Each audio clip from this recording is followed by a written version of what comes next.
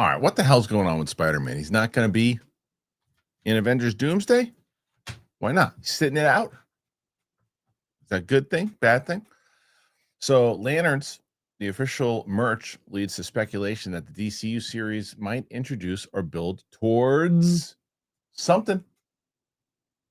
Avengers Doomsday star Channing Tatum talking about dialing back the accent.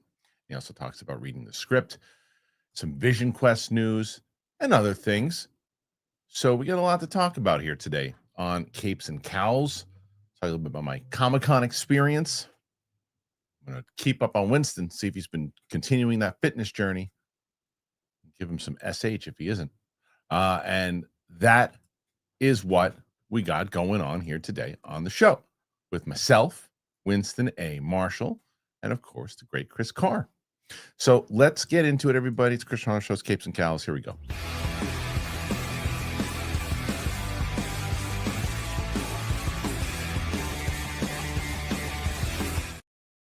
Welcome back, ladies and gentlemen, to the show, Capes and Cowls. Kristian Harloff Show here today, starting with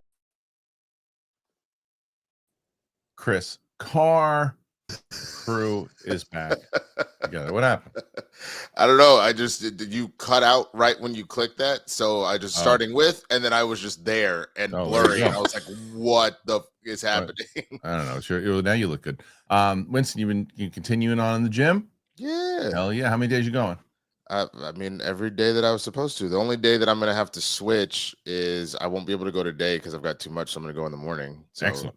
So, yeah, you've been going about 4 times. I like it. I'm excited for you. I'm pumped for you, man. So good for you. So far, so good. I guess I can announce it now because I was just waiting before. So both of you know, but I actually got engaged last weekend. Yes. Yeah. So to who? Right, first person I saw on the street, bro. I said, That's "Look, right. I can't do this anymore. That's you true. want to get married?" Right, someone else. Right. Oh, it's great. No, but to my longtime girlfriend Kristen, but I sent her on a day-long scavenger hunt, and before bringing her out to me where I proposed, and I was nervous as shit. So on Saturday, same thing. I got busy on Friday, so I went on Saturday, and that's in the regimen when you said shoulders. So I'm out here trying to get an incline bench so I can do a lot of this stuff. Nice. And this dude was like, "Bro, I'm already on that shit." I said, I get it. Can I just work like these 2 sets? He goes, "Hey, I said I'm on it." I said, "Bro, look." And I pulled the ring. I said, "I'm getting engaged in 6 hours. Can you please?" He said, "Oh shit, dog, you gotta get your workout in. Go." And then he went into the treadmill and then came That's back hilarious. when I was done. That's hilarious. Funny. Well, good. Congratulations to both you guys. I'm excited for you. Really awesome. So good news to start off our day. Maybe not so good news for everybody who's thinking Spider-Man's going to be in Doomsday. Yeah. Because what a segue. Oh, thank you so much. Thank you so much. How about this, everybody? This is Spider-Man, Tom Holland, sitting out for Doomsday. Dark Horizons writes this article. Rumors about the Avengers films crop up every day, but one that emerged in the past few days has gained a lot of traction. Scooper Daniel RPK reports that Tom Holland's Peter Parker is skipping out on Doomsday, but with good reason. They indicate his character is expected to have a huge role in Secret Wars, serving as one of the most significant characters in the film that will end the multiverse saga and lead to the new phase of the MCU. Report makes sure to note that Holland's status in Doomsday is as of now. Though the film has wrapped the main shoot, extensive rewrites and reshoots are expected earlier next year, which could impact things. This fits in with what we've seen so far, as Holland has been very busy this year filming The Odyssey, is currently filming Brand New Day, and has been out promoting his Barrow brand, leaving little time for a cameo, even a cameo appearance in Doomsday. The character has a supporting role in Avengers Infinity War, but had minimal screen time in Endgame, mostly limited to the final fight and the Tony Stark funeral scene. Okay. So I don't think that I'm going to be in the minority here. Maybe I am. I think this is great news. I think this is great news. I think this is smart news. I think this is, we're going to have so many different people that are going to pop up in Doomsday. Let's try to bring the budget down a little. And even if if it's part of his contract, which is another reason why it would be good news, because you have his contract. He has X amount of movies that he needs to do. Well, don't waste it on this. Let's have Brand New Day be its thing. Make the audience miss him a little bit. And then when it's time, and it adds even more impact if we learn, because everybody wants to see that interaction when Peter Parker sees Dr. Doom's face and goes, wait a minute. And you don't get that in Doomsday, and you'll be anticipating. I mean, where is that moment?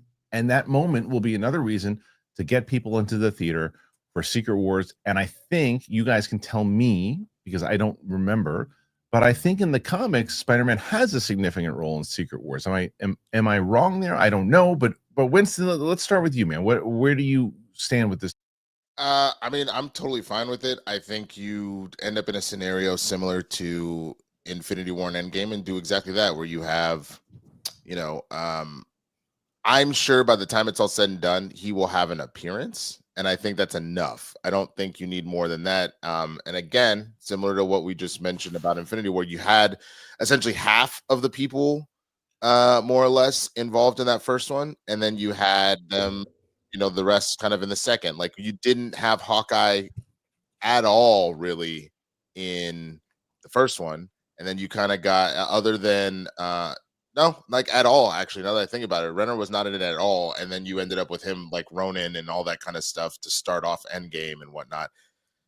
Obviously, Spider-Man's a bigger character than Hawkeye, but with him being one of the original six, same kind of mentality. It's fine. You do not need to put every single person in the movie. You need to put every single person in the two movies. So I'm totally okay with that. And then as far as it goes, I would argue that Miles Morales has a bigger role than Peter in Secret Wars, but it also depends on what Secret Wars you're talking about. If you're talking about the OG Secret Wars, then that's where Peter gets his symbiote suit, is during that comic run. So it really just depends. I have no issues with this. I think that this is a smart move, personally. And Chris, how do you feel about all this? I'm in agreement with you guys. I feel like we already have so many people. We have so many different super people coming into this film. And yeah, if we're going 2015 Secret Wars, then we have the Spider-Men, mostly Miles, having a fun little moment with a pocket burger. Mm-hmm. So this really isn't his story. You know what I mean? We have so many other folks who can pick up the mantle. And I think also people are still kind of confused about what people do or do not remember about Spider-Man. Because this is something I've seen a lot online too, is, well, no one knows who he is. Yes, they do. They know that Spider-Man exists and is a hero. They don't know who Peter Parker is. They don't know that that's his secret identity. But then, if we get a little convoluted about it, do they remember going, that guy sounds really young. That guy sounds like a kid. And do you involve him in some of these things? Is he such a small potato to the rest of the universe that he wouldn't be pulled in at this point in time? There's a couple other things that could factor into that reasoning for him not being in the story. Plus, he's got his own movie happening. I think we need to see him isolated and on his own for the payoff of what everything has been set up for so far. We need to see him being a friendly neighborhood Spider-Man for a while. We need to see him without, his surrogate papas. We need to see him stand on his own 2 feet and see how that all feels and what kind of hero he gets to be when he doesn't have any types of support systems, including friends and family. So having him in here, I think, would dilute everything they've built up to personally.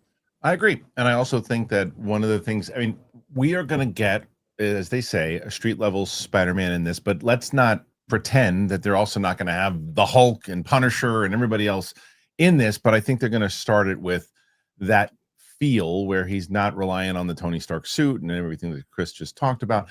And it just allows you to wait, and absence makes the heart grow fonder. It's like I think we all agree that Spider-Man, the movie, will be the much needed hit that Marvel needs. Like, Fantastic Four was not that. Thunderbolts was not that. Captain America was not that. The Marvels was not that. Deadpool and Wolverine was. They need that again. Spider-Man can absolutely give them that. It has in the past. It will probably do it again.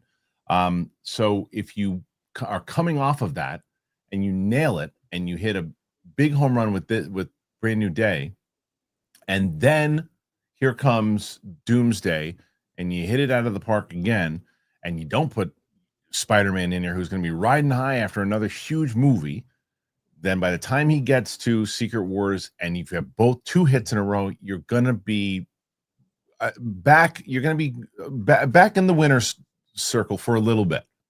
You got a good shot. Like they are right now, Marvel, lined up to be the contenders, to be the top dog again for at least the next year or two, because Supergirl's got a shot to do something special, Lanterns and everything else too, but it's still building towards something.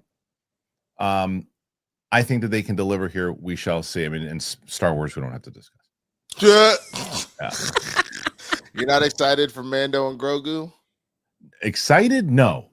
Curious to see, like, and I've made it very clear that I think that, and I've said it many times over, and I'll continue to say it, that's not the movie to judge if Star Wars is back on track again. Which That's is just fair. it's just not. It's made for a business decision to take a series that they were going to just shoot for $130 million and instead try to make a profit off of it and get some tickets, which I think is a very smart business decision.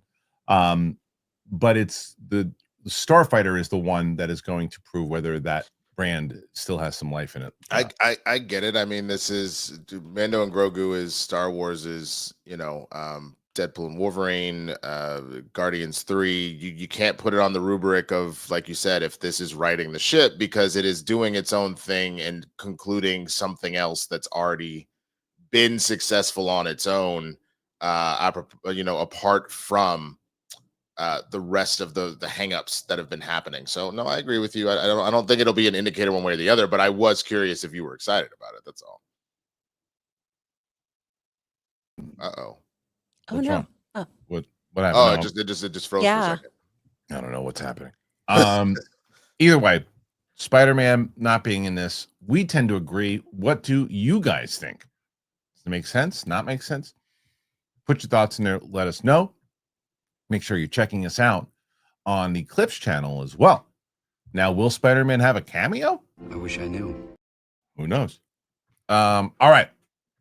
Before we get to our next story, let's tell you guys about Strawberry, which I've been telling you about, and Upside. I want to tell you guys once again about Strawberry.me. It's been so beneficial to me. It really is. It helps people move from just a job to fulfilling career by providing personalized coaching and a clear plan of action. It certainly was the case for me, just to hear my progression, things that I've done in my life, and hear what I could do, what I should focus on. It's been so helpful, because you want to have a job, right? Everybody wants to have a job, but what you really need and you want is a career. It's not something that only provides income, but it's a sense of self-worth. It's a sense of accomplishment. If you feel stuck in your job and you want to level up your career, you really should check out Strawberry.me. It's a coaching service. It's going to help you move up the ladder, negotiate better pay. You can land a job that you love in an industry that you're passionate about. You just take a quick quiz, and then Strawberry.me is going to match you with a career coach who is best suited to help you achieve your goals. Certainly was the case for me. Sitting down, talking to someone, questions being asked, me answering in ways that I've never really thought about before. It's monumental. And you really have to take accountability for the choices and things that you've made in your life. And when you see those, it's easy for you to then say, oh, well, then I can level up by doing this. Because it's easy to put off important career moves without someone to keep you on track. And that's what Strawberry.me does. Head on over to strawberry.me/Christian to claim a special offer and get started. That's strawberry.me/Christian. Stop selling. Start building the career you actually want. It will help you tremendously. What's crazy is that it's fall already. It's coming. And I got 2 kids. The back to school rush, it's already here. We're getting the early morning drop-offs, the after-school activities, the soccer games, and the last-minute supply runs. Don't forget about the extra trips for groceries, gas. The days get busier, and it all adds up. It adds up fast. Get that free Upside app. There's an easy way to earn real cash back every time you fill up your tank, grab a bite to eat, stop on essentials. Whether you're driving across town for the soccer games or picking up snacks for the school lunchbox, Upside helps you keep more in your pocket. In fact, Top Upside has given back $1 billion to its users. $1 billion. The free Upside app, it gets you cash back on daily essentials, whether it's gas, groceries, and dining. And yes, if you're asking. It's real cash back. There's no confusing rewards, points, credits, just money. And you can transfer it straight to your bank account. Next, claim an offer for what you're buying on Upside. Then pay, as usual, with a credit or debit card. Follow the steps in the app, get paid. So I'm using this. I heard about it, especially everything I mentioned with the soccer games, the back to school rush, all that, that's me. And since I learned about this thing, it has been so beneficial. It fits in so easy to my wife's schedule, to my schedule. Upside has given back $1 billion to its users. To find out how much you can earn, you got to download the free Upside app. You got to use that promo code Kristian. You get an extra 25 cents back for every gallon on your first tank of gas. An extra 25 cents back for every gallon on your first tank of gas. Using that promo code Kristian. I love hearing about stuff like this. I'm so happy that I have discovered Upside, and you will be too. Thank you to Upside, and thank you to strawberry.me. Excited to have them on the show, and I hope you guys are too. Make sure you check our links in the description. All right, guys, we got a battle here today. You guys are trying to win another one here. You won 2 last month, and can you do it again today? You got to take out John Roca, who had 106. Ooh. So you're at 8 currently. Ooh. Now that's okay. That's with 16 minutes in. We'll see, but we'll figure out how to make it work. We are 98 for the nuptials. No, and so we also have to give updates on everything. We finally put that Interstellar reaction up today with myself and Sam. That's on the channel right now. We've got Demon Slayer, which is coming out on Saturday and Sunday. The big episodes people have been looking forward to. I was supposed to have Triple R with Chris Carr come up on Monday, but my schedule has been crazy, so we weren't able to do it. Yesterday we were supposed to record, so we're going to try to knock that down. But Tuesday we will be releasing Dunkirk. But yeah, the good news is one of the reasons I couldn't do it yesterday is we have the pilot is getting very, very close. It's getting very, very close to releasing. I'm going to be trying to do as many podcasts and other things to let people know kind of what we're doing. I should have I think I told you, Winston, we're going to do, when we announce a Kickstarter, we're going to have the director and producer on when we announce them. And then we're going to also announce the tiers for like the Kickstarter and everything too, while they're on it. And it was brought up on the phone call where the director was like, well, what if I also, could contribute this to incentivize people? And it's like, the stuff that they were talking about, I was like, wow, people would lose their minds if you did that. I didn't even think about it. So there you go. Later. Yeah, on the show, I think itself when we announce the tiers. And then upcoming reactions. Sam and I shot the Zootopia reaction. She had never seen that before. Oh, nice. So we'll release that in which was a great reaction. That'll come out before the actual movie does. And then she's also never seen Wicked, so we'll be doing that too. Yeah. So there you go. That's what we got going on. And now we got some more stuff going on in the world of comic book movie news. So this is an interesting, let's do this because I can't wait to see the comments on this one. There's an article that Comic Book Movie just put out today, and I'm in the mood to poke the bear, so why not? Here you go. Marvel Studios versus DC Studios. Did the MCU or the DCU win in 2025? Yeah, you're poking the bear. No, of course. Well, I didn't write it. All-Star Superman writer Grant Morrison. Oh, that's not it. Wrong thing. Just kidding. Marvel Studios versus DC Studios. Did the MCU or DCU win in 2025? Now that Wonder Man has been moved to next January, that's it for the new Marvel Studios and DC Studios content. But did either the MCU or DCU win this year? Here's our take on what they did right and wrong. It's only mid-October, but that's it for the new movies and TV shows for Marvel Studios and DC Studios. We're still expecting plenty of announcement trailers and reveals before 2025 is over, of course, and both studios had a busy year. For DC Studios, it was all about relaunching a brand on its last legs. As for Marvel Studios, the goal was to bounce back after a challenging few years that had been hampered by superhero fatigue and a focus on streaming content. There were successes and failures on both sides, but this genre is clearly going nowhere. Wow. Still, it's hard not to watch which of them won 2025. In this feature, we look back at the past 10 months, and they say Superman was the year's box office winner. The last time a DCEU movie made over 500 million at the worldwide was 2018 when Aquaman exceeded expectations. Shazam was a moderate hit in 2019, but was all downhill from there with as many commercial flops as critical. 2023 was a disaster for the DC brand, and even Joker Folia Doo-Doo crashed and burned last year. Not only did James Gunn deliver a Superman movie that won over fans and critics alike, but it was easily the biggest superhero box office hit of 2025 with over 615 million worldwide. Fantastic Four First Steps couldn't compare with the 520 million haul, while Captain America Brave New World 413 and Thunderbolts 382 reached nowhere near the same heights as Man of Steel. MCU has a more exciting future. As we just discussed, as we head into 2026, Marvel Studios slate does appear a little bit more exciting than what DC has planned. 2026 has Avengers Doomsday, Spider-Man Brand New Day, Daredevil Born Again, Vision Quest, Wonder Man, and new seasons of your friendly neighborhood Spider-Man and X-Men 97. DC Studios, meanwhile, isn't slacking with Supergirl, Lanterns, and Clayface. Still, none of those feel like events or even fall into the category must-see superhero storytelling right now, especially when we keep hearing that Lanterns will be a grounded Green Lantern story. They have potential, but a horror movie set in Gotham without Batman isn't up there with Marvel Studios what they're offering next year. Captain America Brave New World may have killed a franchise.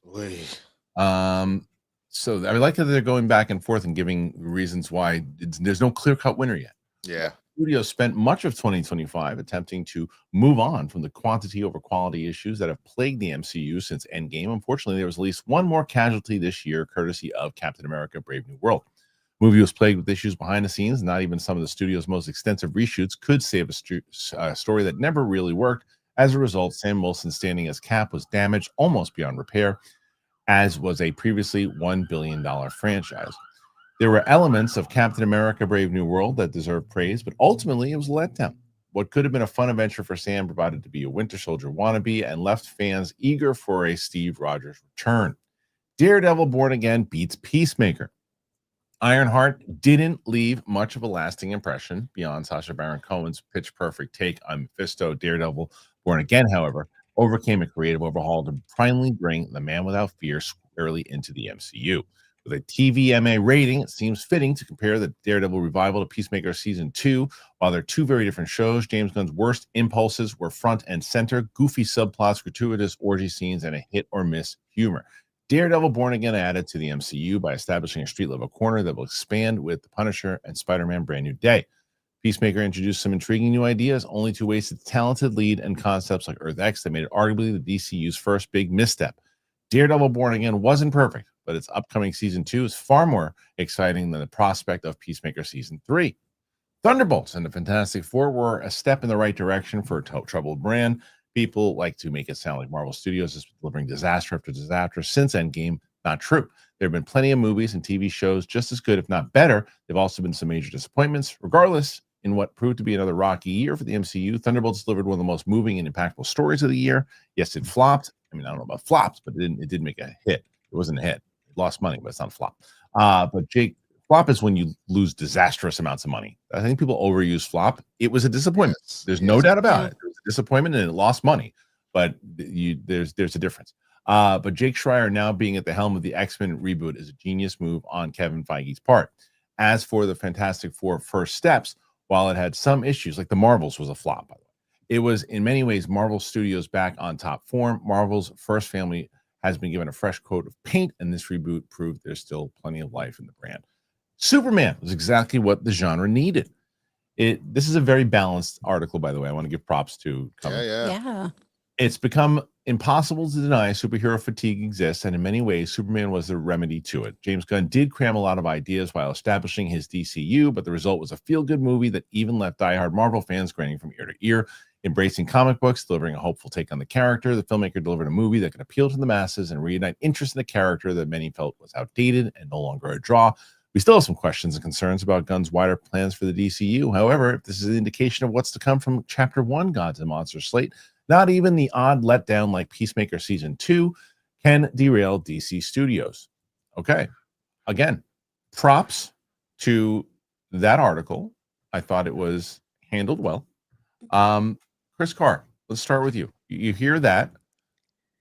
Give me your opinion on the article itself, what stood out to you, and your assessment of it, and if you have who you think is the clear cut in the front, better poised to be successful down the line, and who won this year. This is an excellent article because we're dealing with facts, not feelings. Your feelings aren't facts. The facts can inform your feelings, and they do an excellent job teetering between the two here and giving you actual hard data. Because when you look at a lot of these numbers too, there is a lot of back and forth ultimately. Peacemaker season 2 started out with this 22% increase for their premiere versus season 1, and then obviously that petered off. Daredevil Born Again had like 7.5 million views, billion views, something like that. Let me double check. Million views for its first 5 days on Disney Plus. That was a really great premiere for them, but again, teetered off. We've seen mixed feelings about some of the things that have come out of the box office. We've seen things like, our first Captain America film with Mackie at the helm not doing well because it wasn't a film that was his. It was about so many other things. The article does a really great job explaining all of this. At the end of the day here, I am going to be that person, though, who goes, I am going to go with my gut of what lasted for me as a moviegoer, as a TV fan, etc. And for me this year, as a lifelong, Marvel comic book girl, I know way more about Marvel than I do about DC. I found myself gravitating towards of DC stories this year. I particularly was obsessed with Superman because of the wild optimism in that film, which was something that I needed, and I think a lot of people needed. So to say, the genre is still here, I think that's our big takeaway. I still am always frustrated with superhero fatigue. I still always think that it's mediocrity fatigue. We're not tired of superheroes. We're tired of lazy, tropey writing that doesn't deliver and just kind of hopes that we accept this because it's based on IP we love. No, we want really great stories. We want excellent character development. We want things that enthrall us. We don't want to just go, oh, somebody's got a cape or a cowl. I'll tune in. And I feel like that's the big takeaway from this year is even stories that were pretty dang good. Thunderbolts comes to mind. People still have this expectation of, are these movies worth watching in a theater? And also having to deal with the idea of what homework do I have to do before I see these movies? That still was Marvel's big issue this year.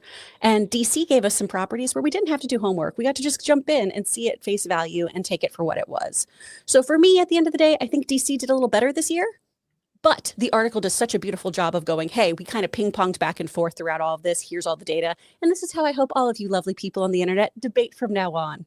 Give me some data. Give me some facts. I agree with almost all your points. I think that you very well said. And I think that you're right when it comes to the homework aspect of Marvel. I think that did hurt movies like Thunderbolts for sure. Yeah. But I do think, and I know that we disagree on this, I do think that there is a regular, the average moviegoer, I do think there is a bit of fatigue with them, with the comic book genre. I don't necessarily think that there is a comic book fatigue within the community itself. I think that those are the ones who are showing up. I think that those are the ones that are going to see the Fantastic Four and those movies. I think that the casual viewer, because of maybe the homework aspect of it, and because it's just a genre, I don't really care about superheroes anymore, that adds to that fatigue. I've heard people that I know inside of, whether it's my own family or friends, going, unless it's something like a Deadpool and Wolverine, where they're like, oh, well, I know those characters, I can go sit down. And then the same thing with Spider-Man. Spider-Man, I think that the genre has lost a lot of the casual viewers in general. And it's why a movie like Superman, which I thought was a solid movie, did 600 as opposed to 800. It would have easily made 800, if not more, in 2018, 2019. That same movie put out then. So I'll get into my thoughts about this article and everything else too. But Winston, what do you make of all this? I want to give a tiny baby bit of pushback to the last point that you made, that I do think that, sure, you do have the casual audience in the Western world that is kind of a little over it, but I don't think we're speaking enough on the fact that these movies are not doing well internationally anymore. That is the bigger but that's thing. Right. But that's okay. So, but that's still casual movie fans. But I can say, with rare exception, that's American movies as a whole. China as a whole just isn't rocking with a lot of the way that they used to. They genuinely have kind of pushed on into their own. Let's have that conversation. Let's have that conversation in January when Avatar comes out. But I said with exception. Avatar is an exception. Right. Jurassic World is an exception. Right. And then go look at the rest of the international numbers on our movies, especially in China, and how they just did not hit. So that's you know what I'm saying. That's I think it's comic book though, dude. I think it's internationally comic book movies don't pull as much anymore too. I'd like to see some of the what did Minecraft do internationally? I think it did pretty well. I think the movies are doing okay. I think the comic book genre has lost. I think you just proved my point, to be honest. No, let's see real quick. So let's see. Lilo and Stitch did well foreign. Right. Minecraft did well foreign, and Jurassic World Rebirth did well foreign. But How to Train Your Dragon did fine. F1 did well. Superman did not great. Right. It's a comic book genre, so we're agreeing. I mean, I get it, just because the comic, all the movies I'm talking about up at the top here, but I'm even just like kind of looking and comparing with some of the other stuff in general. I mean, what? Sinners didn't do that great. Bloodlines didn't do that great. What was Bloodlines? Final Destination Bloodlines. Yeah. But those are smaller. Those are smaller genre movies. Like if you look at but the big blockbuster movies, which. Again, I agree with you that the comic book movie has lost, the casual fan internationally as well, because the ones that you just listed off, F1, all those still are playing internationally. It's not just American movies; it's the comic book genre. So I think that it's more of the casual fan and all over the world is getting kind of tired of it. Yeah, but either way, to answer the overall question of did I think Marvel or DC ultimately won? I think that DC had a strong outing. I think that this last little bit with Peacemaker left just enough of a bad taste in the mouth that I'll give the edge to Marvel, just from the standpoint of, even though they're going for quality over quantity at this particular point, they just had enough to kind of have out there. I mean, Your Friendly Neighborhood Spider-Man was extremely for the most part, people enjoyed Born Again. Thunderbolts, again, extremely well done. Maybe didn't hit the numbers that they wanted, but really well done movie. First Steps was good.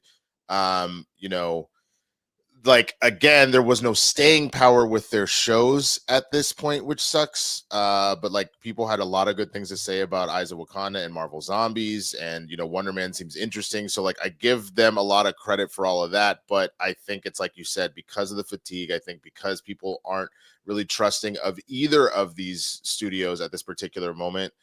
They're trying to figure out if they're going to dive back in or not.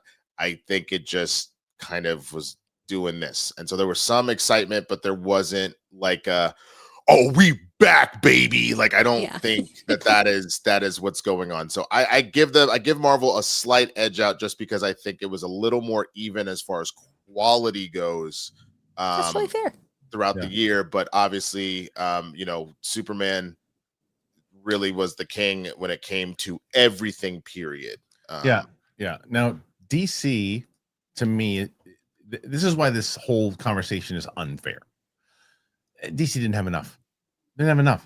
Like, Marvel still had a ton of stuff. They had Daredevil. They had, which again, if you look at, they have so many that you can cancel stuff out. Where I didn't love Ironheart, so I think Ironheart, Daredevil, okay, quality. Ironheart, just okay. People kind of forgot about it.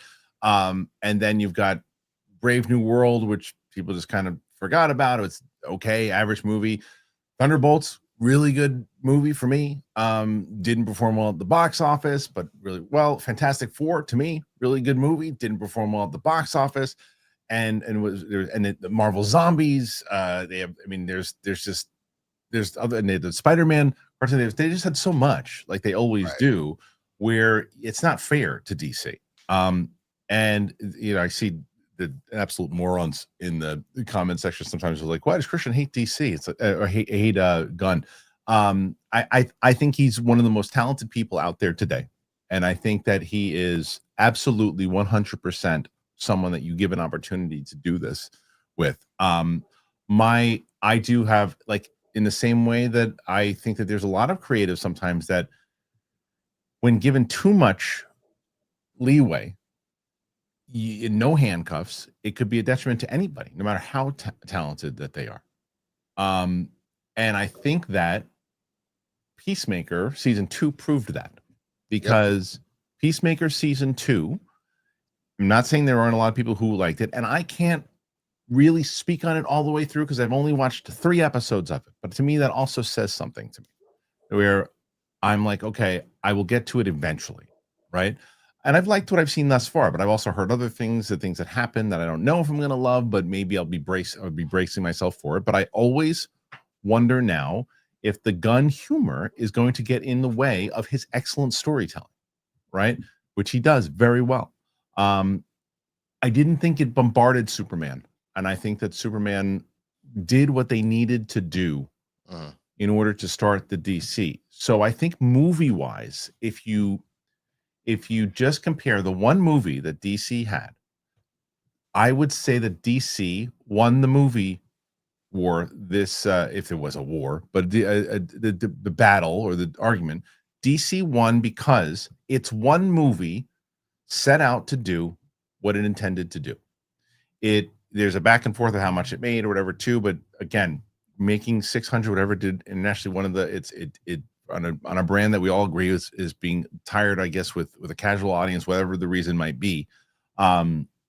It accomplished that. It was the #1 box office winner. It's still going to be in the top 5 to top 10 box office winners of the year internationally. So it accomplished that, and it set the road to what they were going to do. The other movies, as much as I liked them, Thunderbolts, Fantastic Four, it did not accomplish what they needed it to do. It really needed people to get back on board. Their shows didn't accomplish what they needed to do. The Daredevil show did not accomplish what it needed to do. I loved that show, but it didn't accomplish it. There were a lot of people who were it's going to be back on Netflix.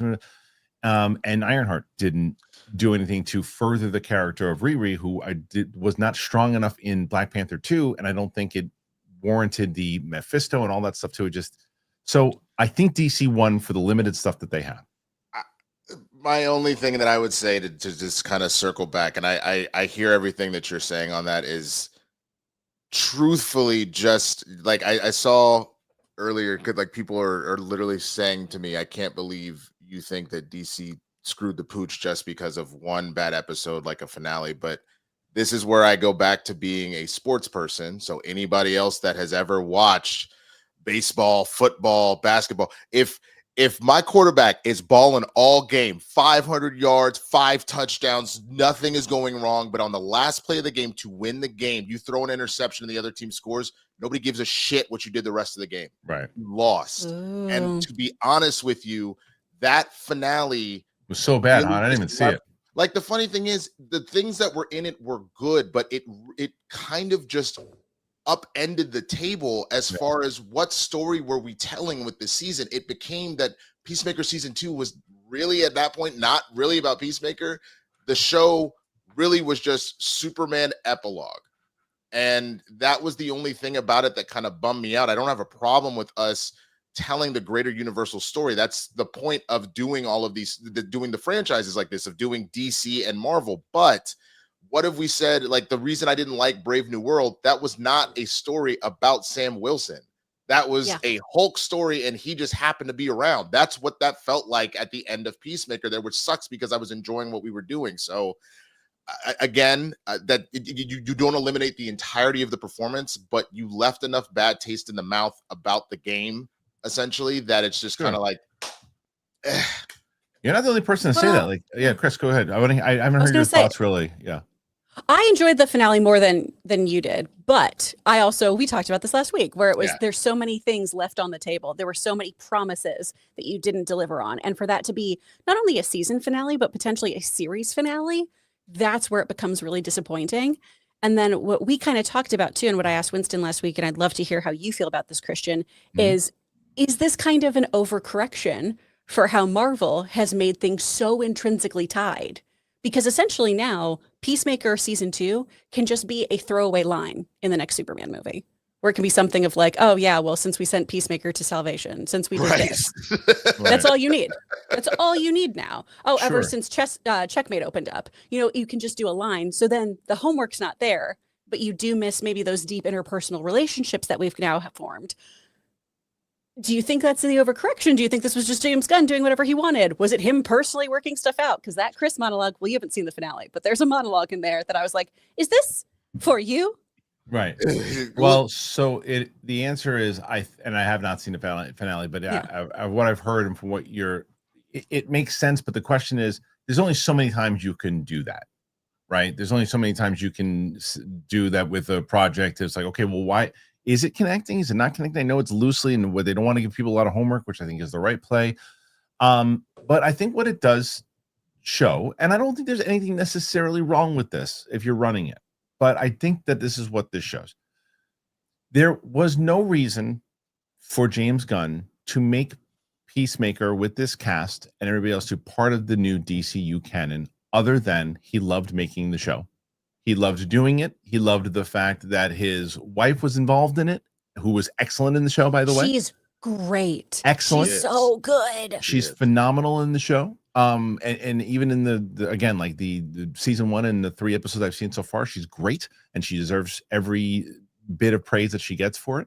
But because she was in it, the cast was in it, the chemistry was in it, the much fun that he had in it, he wanted to find a way to make it canon. 1,000%. So what he did then is he's like, well, I'm doing season 2, and I figured out a way to do it. And they probably had conversations, rightfully so. Him and his wife, they're reading a book in bed at night, and they go, well, how can I make this work? How can I figure it out?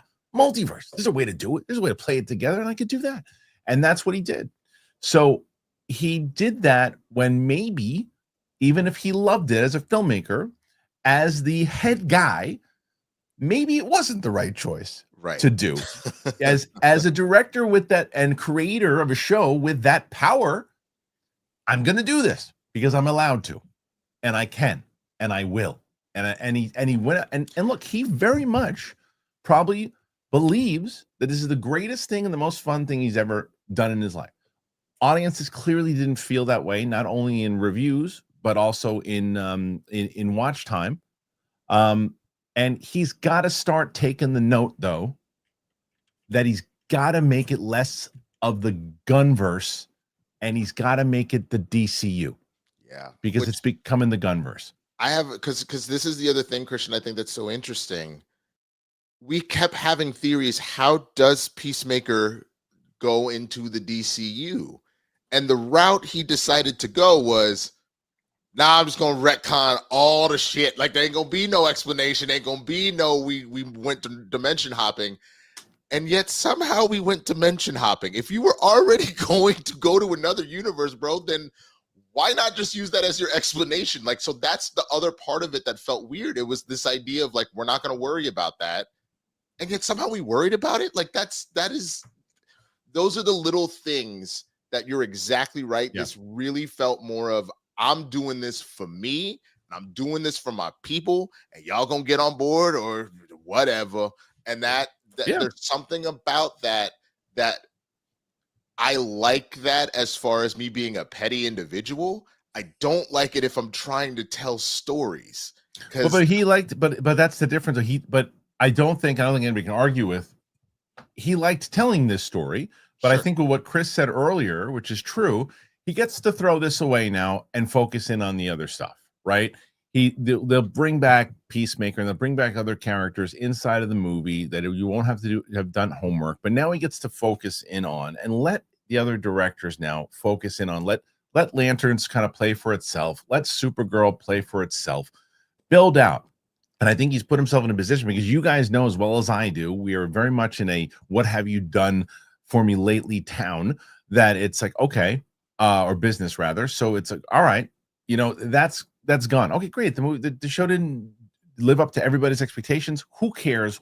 What's Supergirl going to do? And if Supergirl hits and it pulls off of these moments that every single person that I've heard of who has read this graphic novel or comic loves the story and loves everything about it, if that transfers over, ain't nobody going to be talking about Peacemaker season 2 anymore. They're going to be talking about how good Supergirl was and how good Millie Alcock was at it, and the DCU is back. They are one movie away from victory. That's it.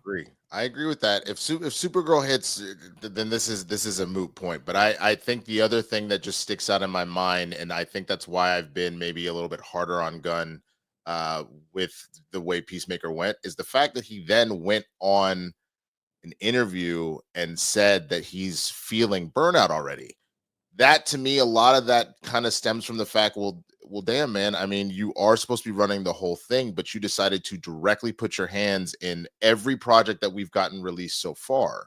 So there's also this idea of like, I need you to keep your energy up and your endurance up, because and he's directing another one. That's what I'm saying. That is the part that I think where I get a little frustrated. Is it didn't have to be this way. Like, right. I want you to be in it for the long haul. I don't want to put in my star for it and play all the minutes in the game if I need you in the fourth quarter. Like, you know what I'm saying? Like, sure, pace yourself. Yeah. Well, Chris, they are in a good position though, too, though, even though I don't just necessarily disagree with what Comic Book Movie said about that. Look, Marvel has more glitzy things coming up, right? Mm-hmm. with whether it's X-Men 97 season 2, whether it's obviously Spider-Man coming out, Endgame, they've got the big flashy toys that everybody's gonna be excited about. But DC is in a very, to me, good place where they can establish something. When you have Lanterns as a TV show, you're gonna win me over with a grounded show. If you focus on the characters and it's a solid thing, you're gonna win me over. Supergirl, I want to be won over because I want to believe in everything that you guys are talking about with how good this story is. So yeah. If that delivers, you've got that surprising thing. Like, oh my God, you see Supergirl is amazing. And then you've got the Clayface, which is a horror show. You have 3 different things that is where the 2 flashy things in Marvel will all feel like the same feel, the same tone for the most part.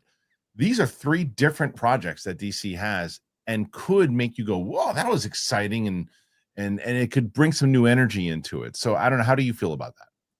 Oh, I absolutely agree with that. Especially because if we are going to say, hey, there's a whole group of people who are done with superhero movies, just point blank, I don't want to see this, I'm out of it.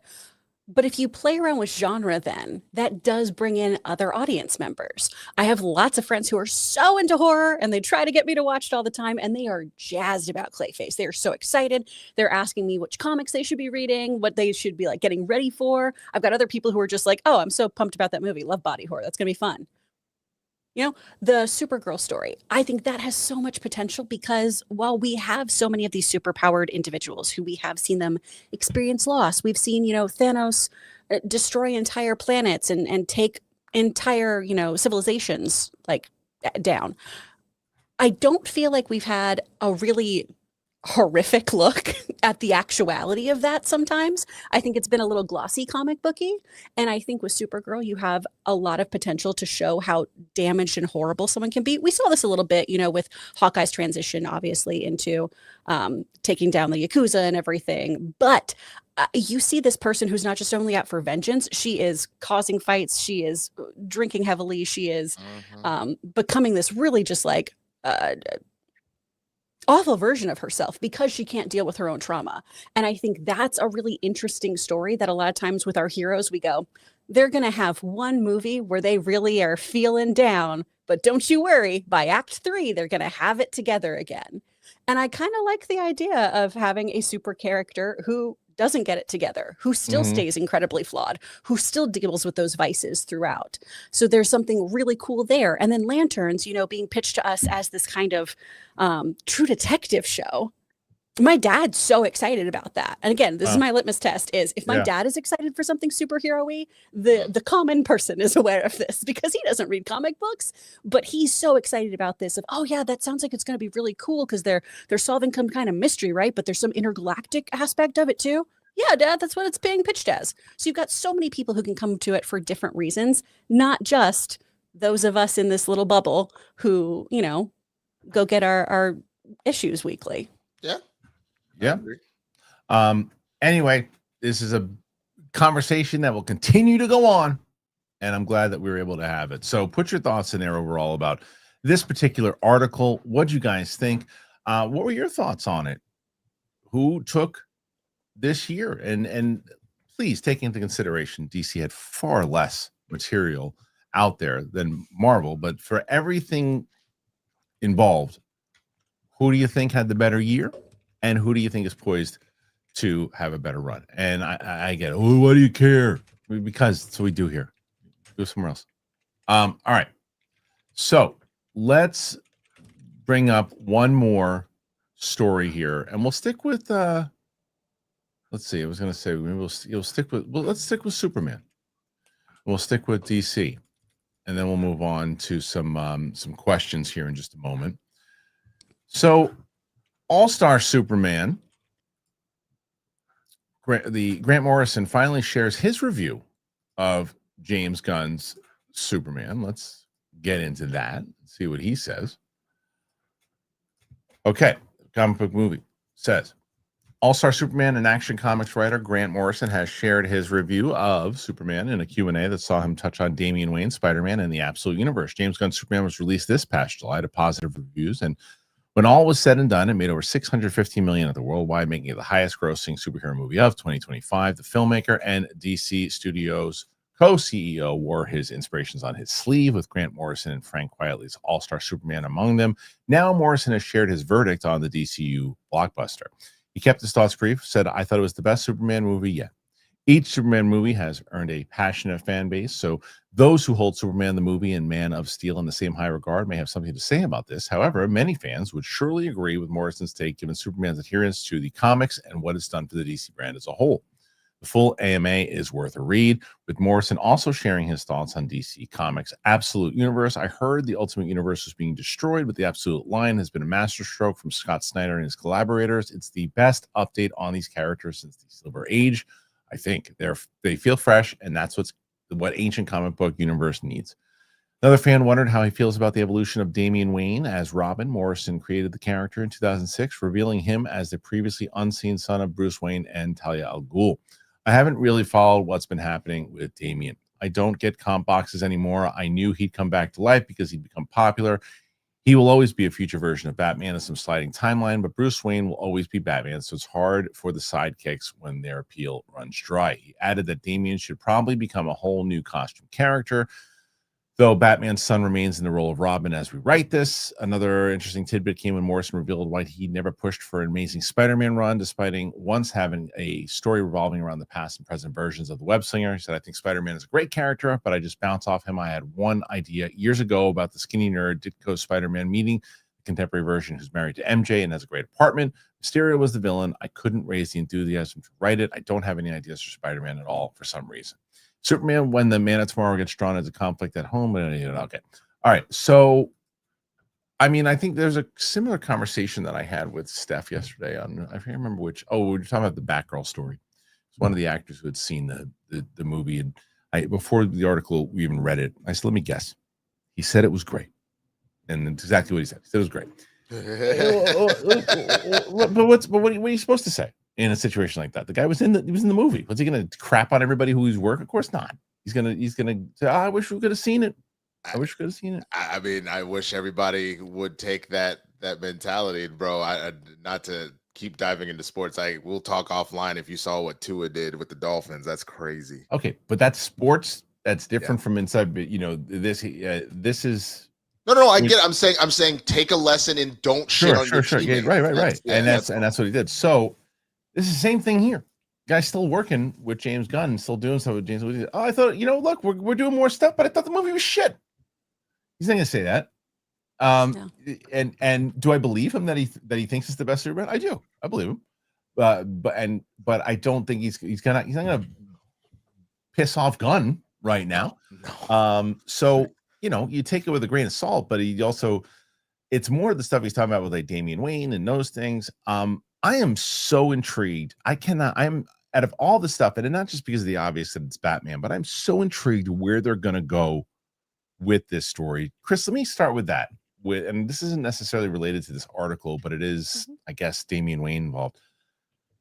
Do you think they're going to stick with Brave and the Bold? You think they're going to stick with it, or are they going to go somewhere else in general with Batman? I don't know. I really don't, because it's one of those things where we all know Batman's origins. right? We all know how Batman comes in here. Oh gosh, don't go down that dark alley. Oh no, the pearls. We've seen it 1,000 times. So it is interesting to dive in with a true father-son dynamic. It's a very different take for what we've seen from movies in particular. Is it the take I want to see though? For me, not really. To be really honest, I think that Damian Wayne is a very interesting character. I don't know if he's who I want out the gate in my Batman family. You know, in the Bat fam, I want more of Tim Drake. I want a true detective. I want Dick Grayson, who has not only this like father-son complex, but also trying to be his own hero and better hero. I want to have Red Hood come into play. I want all kinds of other stuff to happen here. I want that Jason Todd storyline because that's so interesting and horrific. And Damien sometimes kind of comes across to me the same way that like Hit Girl does, of like there's some kind of novelty to him a little bit of being a tiny assassin. And what happens when you have like a child who is this violent and trained from the jump to act in this way. There's some really interesting things to be had there. It's just, not of interest to me. Fair. Winston, same question. Because this was announced, Brave and the Bold. Now, my question when it comes to this movie is, if you're James Gunn or or Safran, and you're like, okay, well, we announced it, but we haven't found the take. Do you say, well, we announced it, we have to do it? Or do you say, look, we never found a take, it's not really working, let's pivot? Or do you think they stick with it? You got to pivot. I think the one thing that Gunn said that really resonates with me more than anything, and that's why I really want to make it clear, I'm being hard on him because I've seen him win the Super Bowl. Like he's won it all. So I get upset when they're not living up to when I don't feel like he's living up to those standards per se. It's not that I have hate. It's just that you've set a very high bar. The one thing that he said, and I appreciate, he goes, we don't greenlight a single thing unless the script works, the story works, let's get it popping. Also probably why I was a little upset about that finale. But that being said, if you can't make it work, then you just pivot and you make sure that Batman works, because I will tell you this, the DCU will not survive if you do not figure out Batman.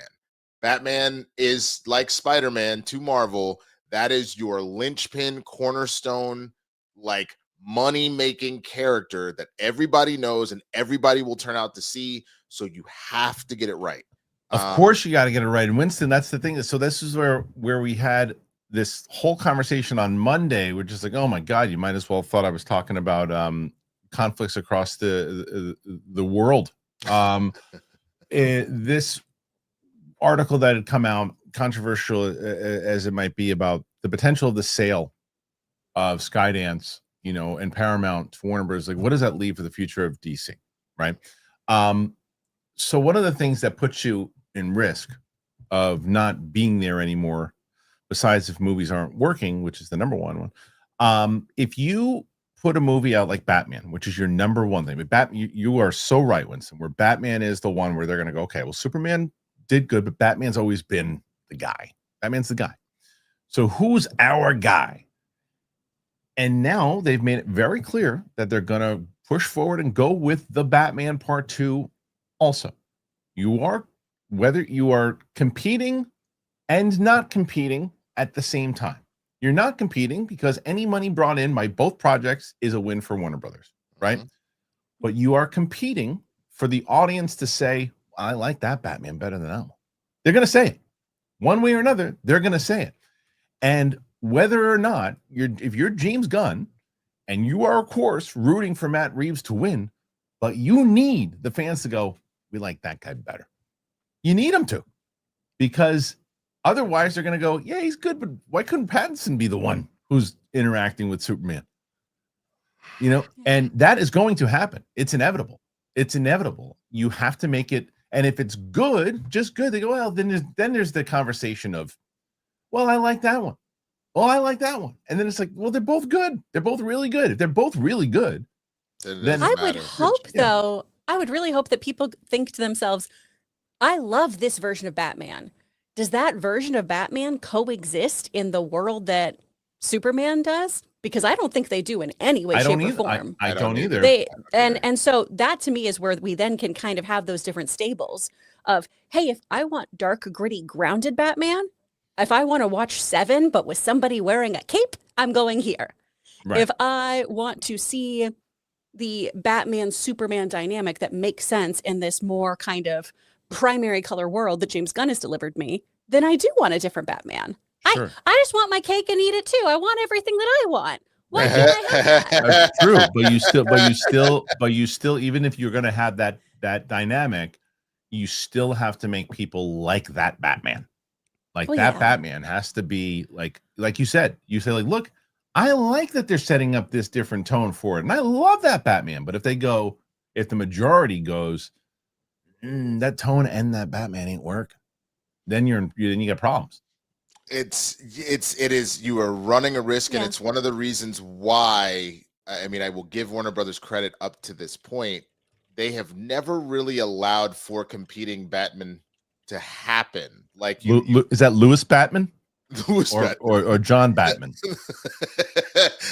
Harry Batman. Harry Batman.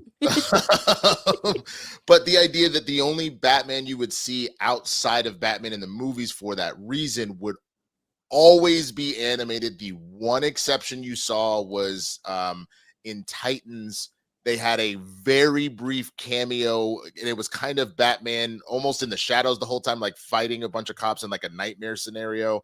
It was like a whole thing, but it's kind of why they're very tight-lipped. Even the Gotham series, you had Bruce Wayne. You didn't ever see him become Batman. You just saw him occasionally at the very end of the show put on like a ski mask and jump from a roof. And that's about it. You didn't really see him be Batman. They kept him as a kid. So they have been very careful about not overexposing the character in live action. So that's why this has always been an interesting debate, because it's like, are you legitimately going to put two movie versions out there? You want to throw a real monkey wrench into all this, even though it kind of is the same thing that Chris was talking about, because the tones just don't work. Because this is an older Batman. This is an older Batman in general. With at least they keep this storyline. They stick with it. If they announced Christian Bale as Bruce Wayne, I mean, like kind of slap though. Right. Like I would kind of be here for it. The argument would be from Chris Carr, which I would agree with, is the same. Nolan's Batman was based in the same kind of realism that Matt Reeves is. So it's a very different tone, but it's the one way for people to go, okay, I'm cool with having two Batman. It's the only way. Like right away. Like okay, it's cool. It's the same thing when people, because I do believe that people want a Batman Beyond movie. I think it's when we had Michael Keaton. I could have him in the universe. I don't care, because he's Batman. Right. I know he's Batman. Let him be Old Man Wayne and let him train Terry McGinnis. Yeah. I can have the different Batman. I contain multitudes. So can they. I know. I'm curious to see how it's going to play, but all this stuff and more, I know we kind of went away from what that actual article was about, but nonetheless, it's a good conversation. All right, we're going to get into some questions in just a moment here, but I want to tell you guys about Nutrafol. So this is Nutrafol. I love talking to you guys about Nutrafol. They are the #1 dermatologist recommended hair growth supplement brand and is trusted by over 1.5 million people. You feel great about what you're putting into your body, since Nutrafol hair growth supplements are backed by peer-reviewed studies and NSF content certified. It's the gold standard in third-party certification for supplements. I'm telling you, Nutrafol is no joke. You see the results. Roxy was talking about it not too long ago. She's been using it. She sees the results. You see thicker, stronger, faster growing hair with less shedding in just 3 to 6 months with Nutrafol. For a limited time, Nutrafol is offering our listeners $10 off your first month subscription and free shipping. When you go to Nutrafol.com, you got to enter the promo code Christian. Find out why Nutrafol is the best-selling hair growth supplement brand at Nutrafol.com. That is spelled Nutrafol.com. Use the promo code Christian. Nutrafol.com, promo code Christian. Thank you to Nutrafol. Thank you to all of our sponsors here today, and thank you to my two wonderful co-hosts, both Chris Carr, Winston A. Marshall. Chris, before we get into our questions here today, what's going on with Two Filthy Casuals? Please tell us. Ooh, over on Two Filthy Casuals, we have an episode coming out today. It is already live wherever you get your podcast, but it'll be on YouTube sometime afternoon today. We have an episode on Paranorman. I never saw it, and oh my gosh, is this the saddest Halloween movie ever? Possibly. Amy and I get into it. So you can find us Two Filthy Casuals Pod wherever you get your podcasts or on YouTube. The other thing I have going on is so many of you asked about cheap voiceover classes. So I've taken my 4-week intro to VO class and I've turned it into a boot camp for one Saturday, November 1st. It is $99 or $109 if you need to pay with a credit card. So head over to speakfriendstudio.com, hit us up on Instagram, email us, whatever you want to do. Get in that intro to VO class. We're going to do that. $99 gets you to be a participant. We're going to cap that at 12 people. And then if you want to just watch and observe and take notes, that's just going to be $55. So sign up, learn about VO. Get started. Why are you waiting? That's What right. I've got going on. Do it now. Winston. Yes, you can find me at the Swaggy Blurred on all platforms. Here on YouTube, it's funny, I was talking about, because of how intricate the proposal was, a lot of my mental energy was being funneled in a particular way. So now the channel, where I'm excited to get stuff ramped back up really where we want to get it. On top of that, man, you can see me on Tuesdays with Roca, Spill the Tequila. Wednesdays, myself and Jay Washington, Blurs in the Hood is back.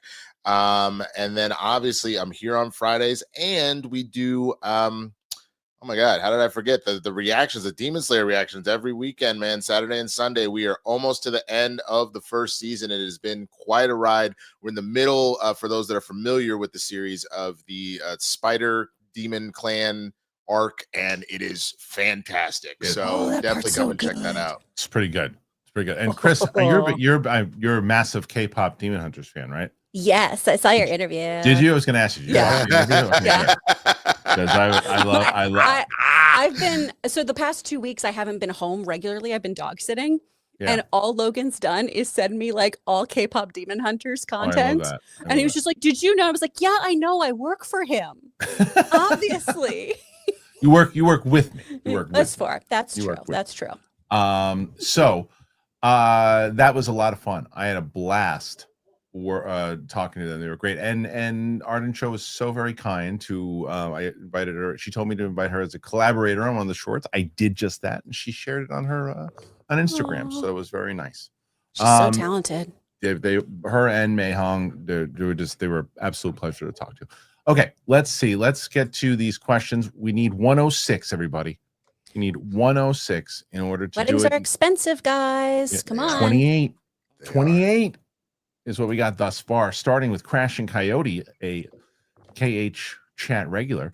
Can we do a fun poll? It's rumored that GTA 6 4-day early access edition will drop the same day as Mando Grogu.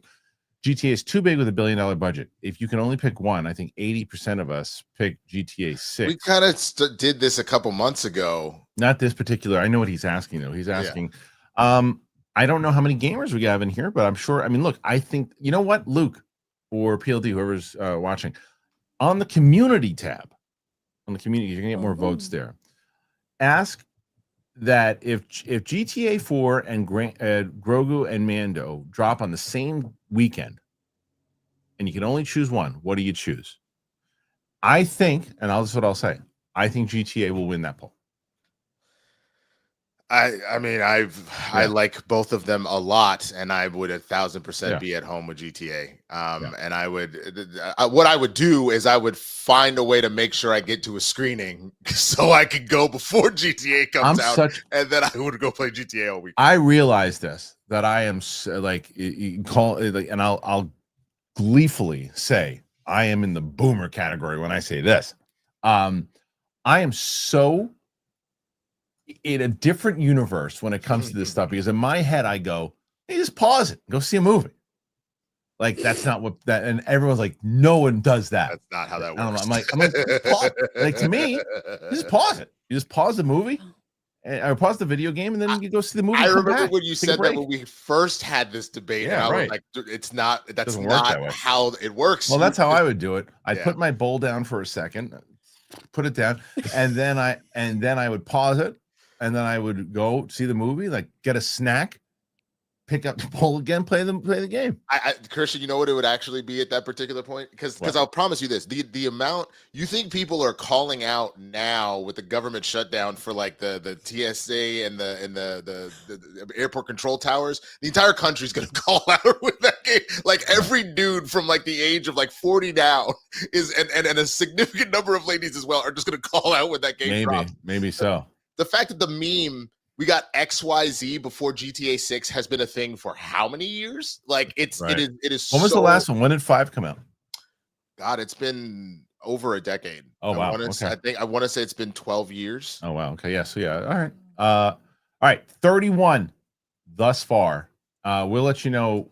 Crash and Cody. Wow, I was good. Crash and Cody. We'll let you know about the poll once we check. We'll check the community poll by the end of it and see what the number is. But I think that the answer will be GTA.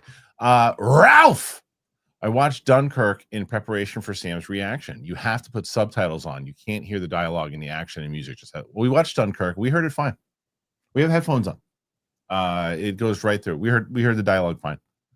So it was with the action and the music, we didn't have an issue with it whatsoever on that. Now Tenet, I will absolutely be putting subtitles for sure.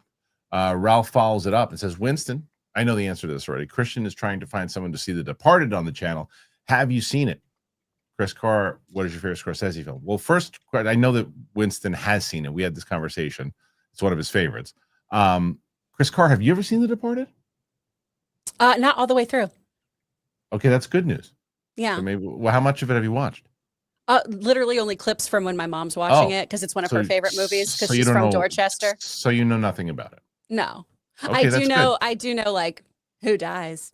Oh, well, that's so that might not be good. That's not great. Like one person who dies. Right. So you won't be surprised. Yeah. Right. Yeah, because if it's the one you're thinking, if it's the one we're thinking about, that's kind of like a pretty big reveal. Yeah. All right. Well, so anyway, Chris Carr, what's your favorite Scorsese film? Hugo. Wow. Is that because you haven't seen a lot of them? I've seen some of them, and I'm gonna be so honest. The whole like mobster thing just doesn't do it for me. I don't enjoy it. All right. I got cousins who be like that, so I don't need to watch those movies. And Hugo was just really charming and lovely. Kristian, I bet you a pizza pie that GTA 6 first week makes more than Mando Grogu entire box office run. For perspective, GOW Ragnarok made $357 million in 5 days. Why in the world would I make that bet? I make bets I can win. Why do I make bet? Why?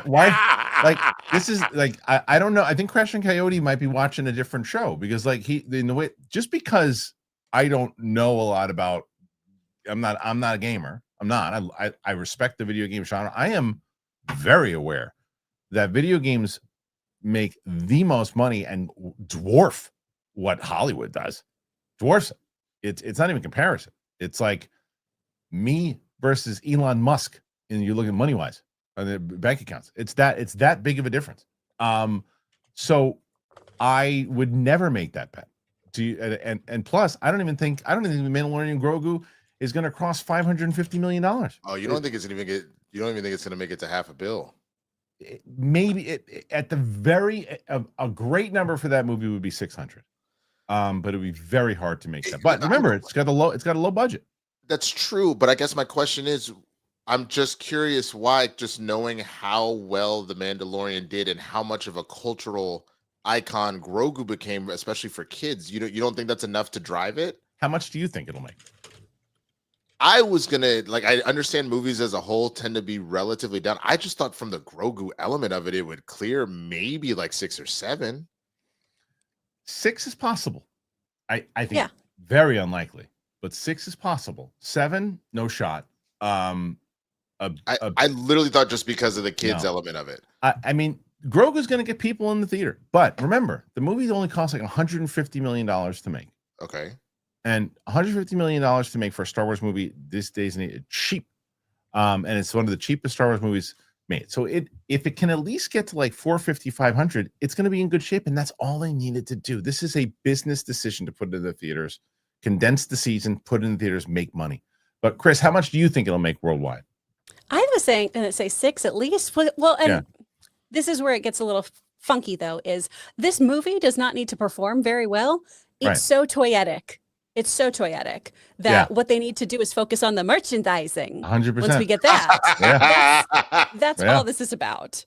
Is just getting sell that sweet yogurt money. Grogu 100%. Grogu up the yin yang again, because as Winston said earlier, when he did explode the first time, everything you got was Grogu shirts and Grogu, and they didn't even have Grogu merch at the time.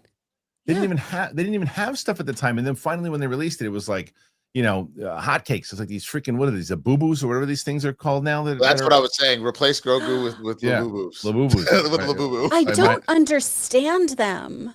Am I just that old? Yes, we all are. Okay. Because my little one, I took her to the mall. That's all she wanted was my oldest now. My oldest, who would have been all over these things when she was 7 or 8 years old, is now the typical teenager. This is a corporate shakedown of this is what she's doing at 14 years old. This is a cat. This is whatever it might be. I forget what she calls it, but it's like she's rebelling against the system and thinks Labubus are horrible. As we're the little one, we have to take her to the mall to go get a Labubu. And so it's this whole thing. There's people making deals. Beanie Babies, Pokemon. Yeah. They always come around every couple years. There's something that everybody goes, "Oh my god!" And that's it. Labubu just did it. They just look like they're doing crime. Yeah, it's true. It's true. They got stinky little faces. Mr. CJ, Capes and Cowls roll out. Nice. Roll out. Hey, Mr. CJ.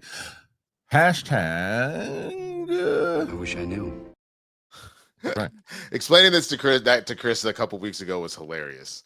Like trying to explain what the "I wish I knew" moment was. It was great. hilarious when we went through. I mean, it's amazing how long ago that was too. Yeah. Okay, so thank you to Mr. CJ. 32, the Capes and Cowls crew fighting to dethrone Roka, who's been in the driver's seat since Monday. Mike Joyce, are you watching Gen V? It's been fantastic this year. Hamish Linklater has never been better. Who knew he had it in him? Dude, it is good? fantastic, and he is terrifying. And there was a big twist in this last episode, which really just goes to show how good of an actor he is.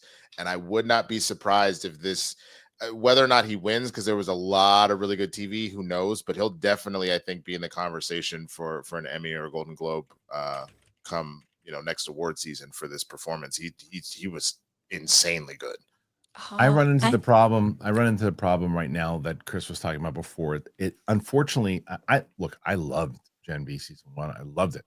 Unfortunately, you have to do homework. You have to watch. I didn't see Boys season 4, and apparently you have to watch season 4 in order to watch season 2. And I'm like, I'm not.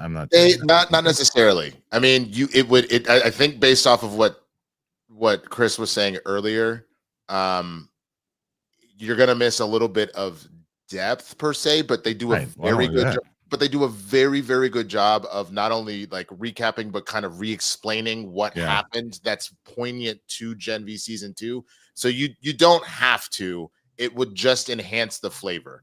You know what I'm saying? If you did. Right. All right. The Lil Yankee support to TWD Wham's nuptials. There you go. Perfect. Wham. Thank you. Yay. Nice. Wham. I never call you Wham. Probably never will. No. That's right. Okay.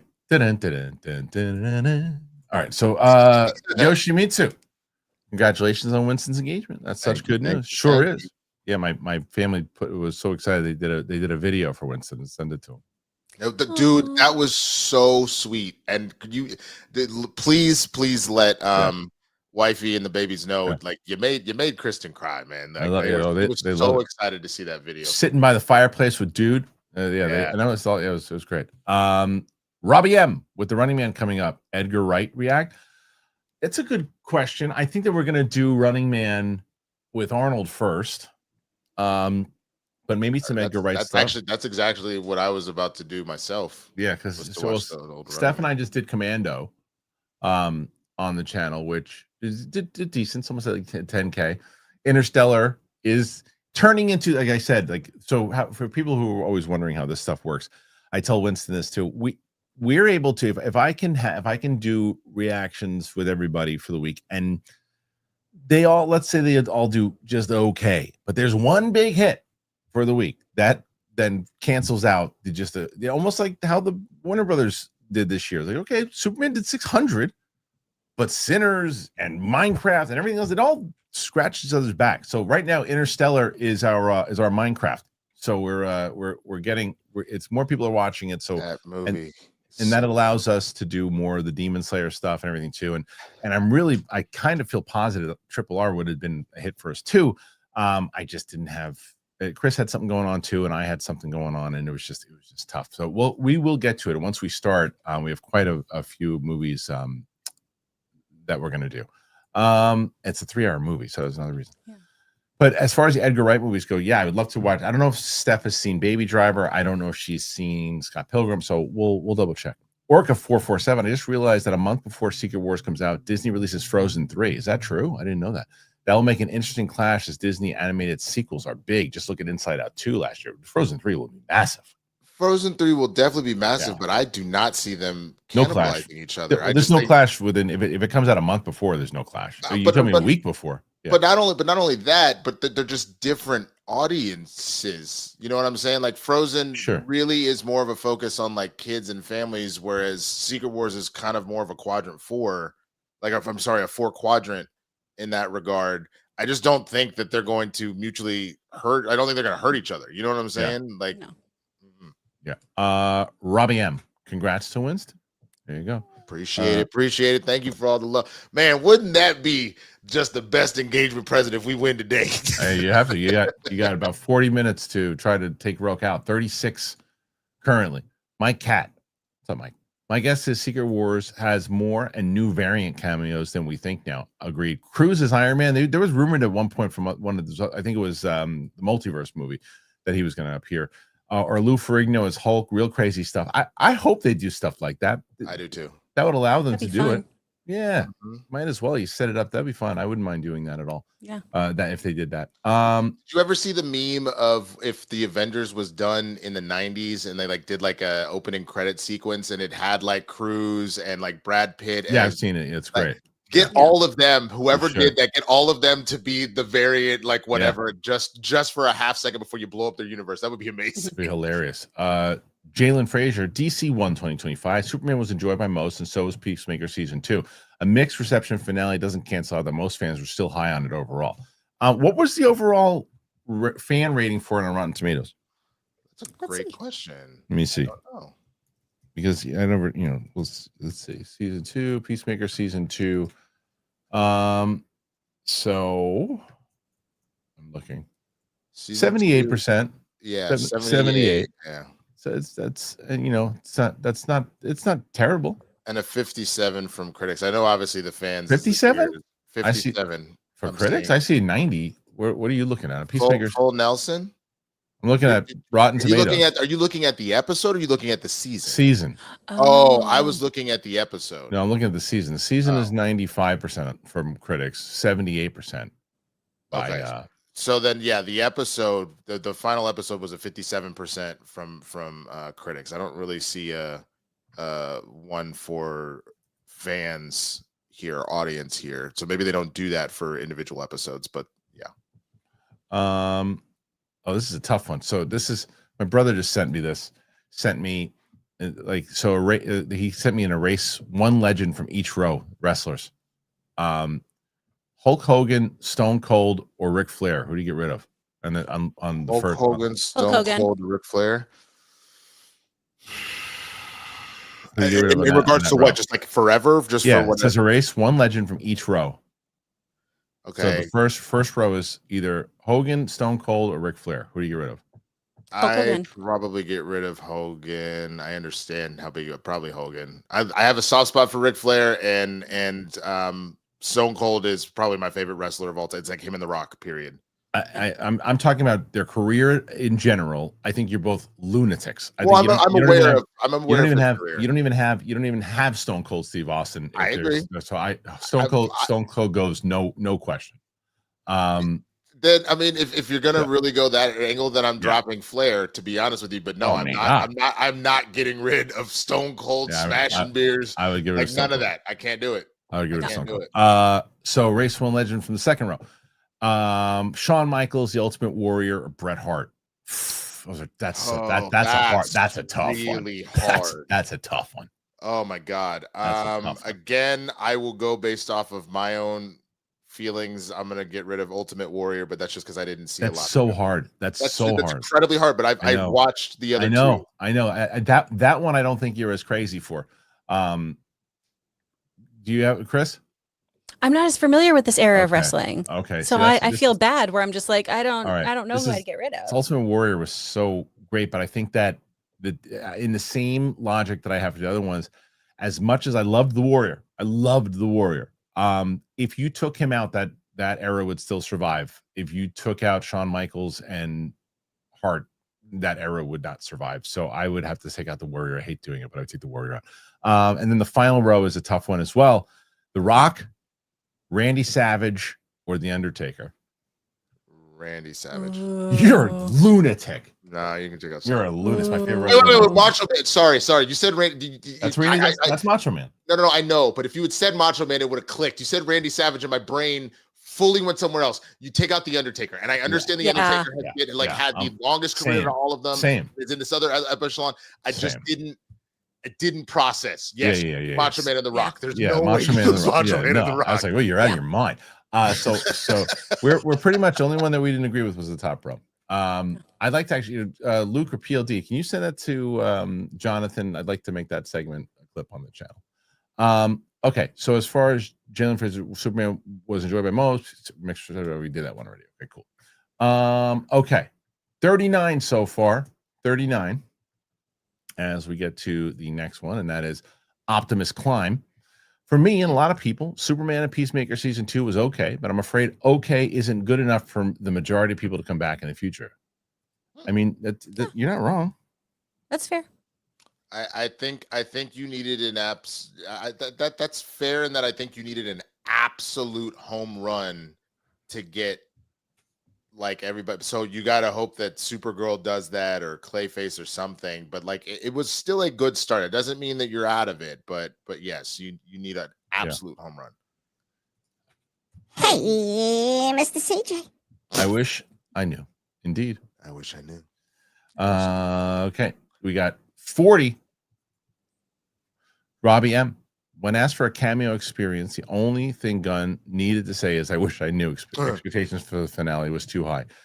I mean, yeah, you run that problem. You run that problem with hyping up stuff if it doesn't deliver. It's the truth. I wish I knew. Okay. Okay. 40. You guys need another 66 in order to tie. Let's go. I think you can do it. Cool. Peter Stone. I strongly disagree with saying Peacemaker 2 is irrelevant. It's literally its own story placed within the universe. There's tie-ins as there should be. I don't have enough. I can't say enough about it because I didn't really see the whole thing. So. I've just talked Peacemaker season 2 to death at this point. Like if people want to get like my full thoughts, because I break down more specifically what I'm concerned about, you can either look at my review, you can go check out Blurs in the Hood, because I really got into what my specifics were. Like this would be a whole 30-minute conversation. What did Jay think about it? Did he like it? He liked it until the end. Yeah. All right, Buster Barnes. I think the article calling Peacemaker season 2's DCU's first miss is a bit much. Yes, the finale disappointed many, not me personally, but overall the season was good. Seems to be split. I think it's that same thing. You're like the finale was enough to spoil it for a lot of people. Yeah. Okay, tell the truth. Gunverse talk isn't fair. His stuff was done already and got greenlit. He canceled the Authority as well, so clearly not him doing whatever. Well, it's not unfair, because he like right now the two things that he has done, whether it got greenlit or not, seem very like the question to tell the truth. Well, yeah, right. Yeah. The question is, when you watch something, right, and not as far as enjoyment goes, because you can still, because like I said, I enjoyed Creature Commandos and I enjoyed Superman, but when you watch it, does the stuff inside of it overpower you to say, oh, this is a James Gunn universe, and you feel like the James Gunn isms everywhere, and Tim Meadows getting face fucked and all these other things, like it's a James Gunn thing, right? does it overpower what you're trying to do with DC? And do you put pressure then? Because let's say yourself, let's say you loved what James Gunn's doing so far, and then the rest of the filmmakers and creators, are they now have to go that route in order to make it seem consistent? Or can they do something completely different, like a Clayface and other things people just don't care? But does it feel like it's part of the Gunverse? Does it feel like it's part of the DCU? Like, you can absolutely call it. I don't think it's unfair at all. I think that's wrong. I think you absolutely can say that it's fair, but you can't. That's not to say you can't balance it. You can balance it. I don't know, Chris, what do you think? I mean, I think you can balance it. Fair is always something that's a little silly to me in these conversations, though. I'm going to be very honest. And I don't mean that to be disrespectful to you in any way, tell the truth, but it is just when we're talking about a business and business things, we are going to compare what we've seen in this fiscal business year. That's all. We can't really compare what didn't make it onto the plate. You know what I mean? That's like going to a restaurant and going, wow, I heard their French onion soup is great, but they were sold out. So I'm going to hold that against them. We can only judge them on what we've actually seen this year. And while I do appreciate that idea of, hey, we didn't let this go through, this needed so much work, and I like that deft hand, it still just means I can only take things at face value. It's the same thing with like Batgirl getting canceled. You know, right. I can't weigh in on whether or not that was ultimately the right choice because I'm never going to see that movie. Right. And so we also didn't put the money into it to it wasn't our money to spend. Exactly. And want to get our tax credit back on it. Yeah. All right, Buster Barnes. I think DC won this year. I think Marvel will probably win next year when you compare what's coming out. But I think the real winners are our fans. What a great comment. Yeah. Very well said. Very well said. Wonderful. William Trioli. Hey, Kristian, been a bit since I was able to hop on a stream. Glad you did, William. Thank you. I hope everyone's doing well, and I hope you have a great weekend. Again, two nice comments back to back. Look at that. Wow. Love it. Gleek the Monkey. Member for 3 months. I'm not worried about the DCU having. Do you know Gleek? Is that a Wonder Twins reference? Yeah, that is a Wonder Twins. Okay, nice. I'm not worried about the DCU having the same tone. The Penguin shows Gunn can oversee projects without meddling. Lanterns will be telling though. Well, no. Penguin does not show that. That was before his time. They started developing that already too. And he gave his thoughts and stuff, but that was already that. Let's see how Lanterns is.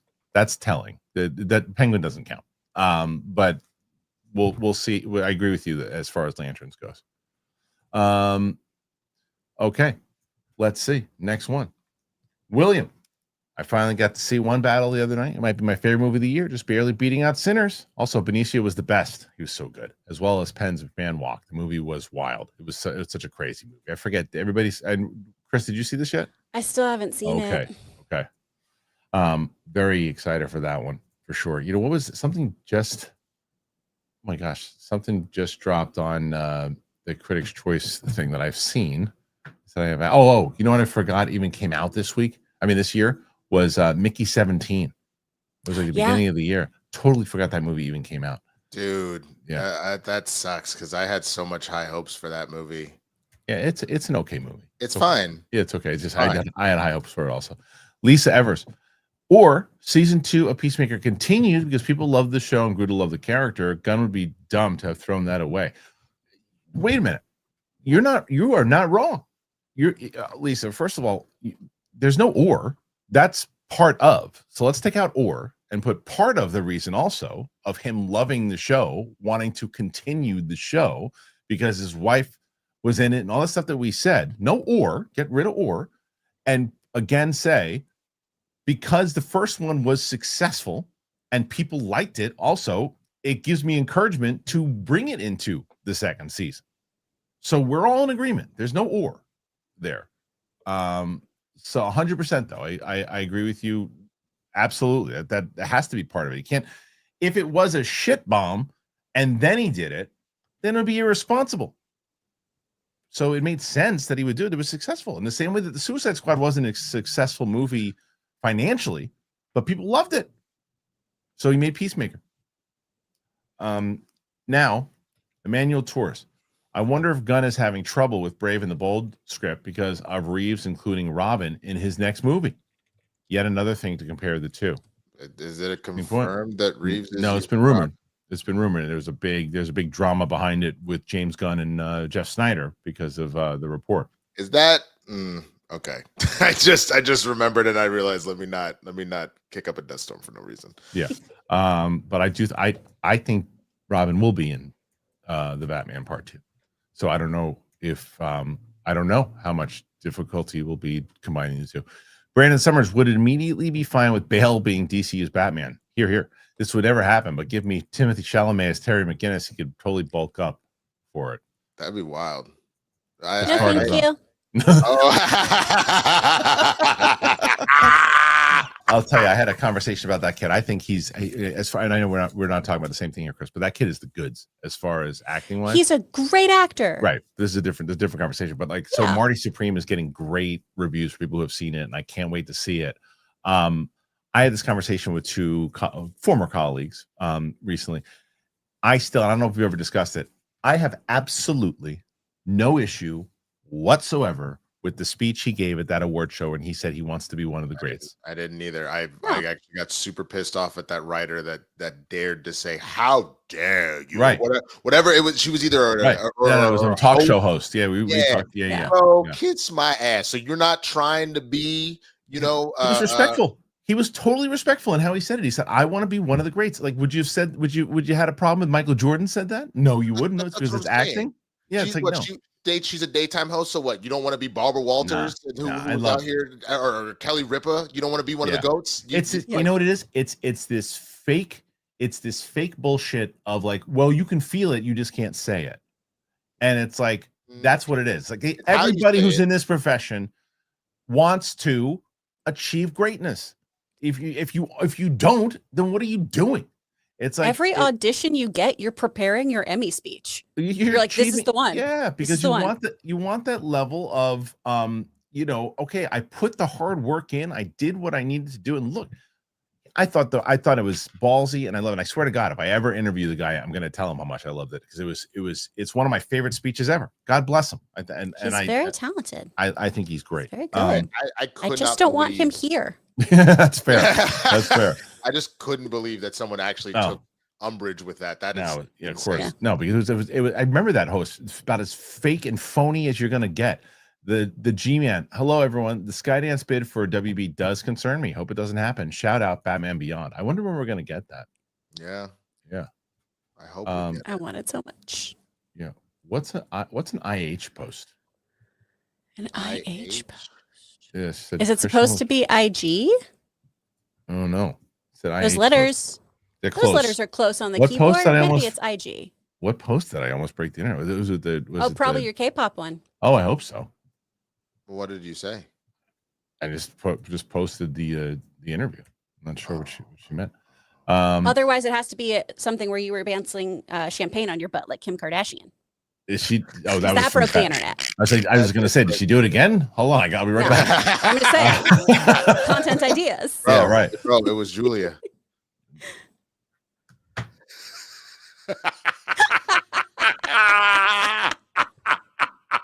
I knew that would get him. I knew he'd have to go. Thank you so much. Lying sack of shit.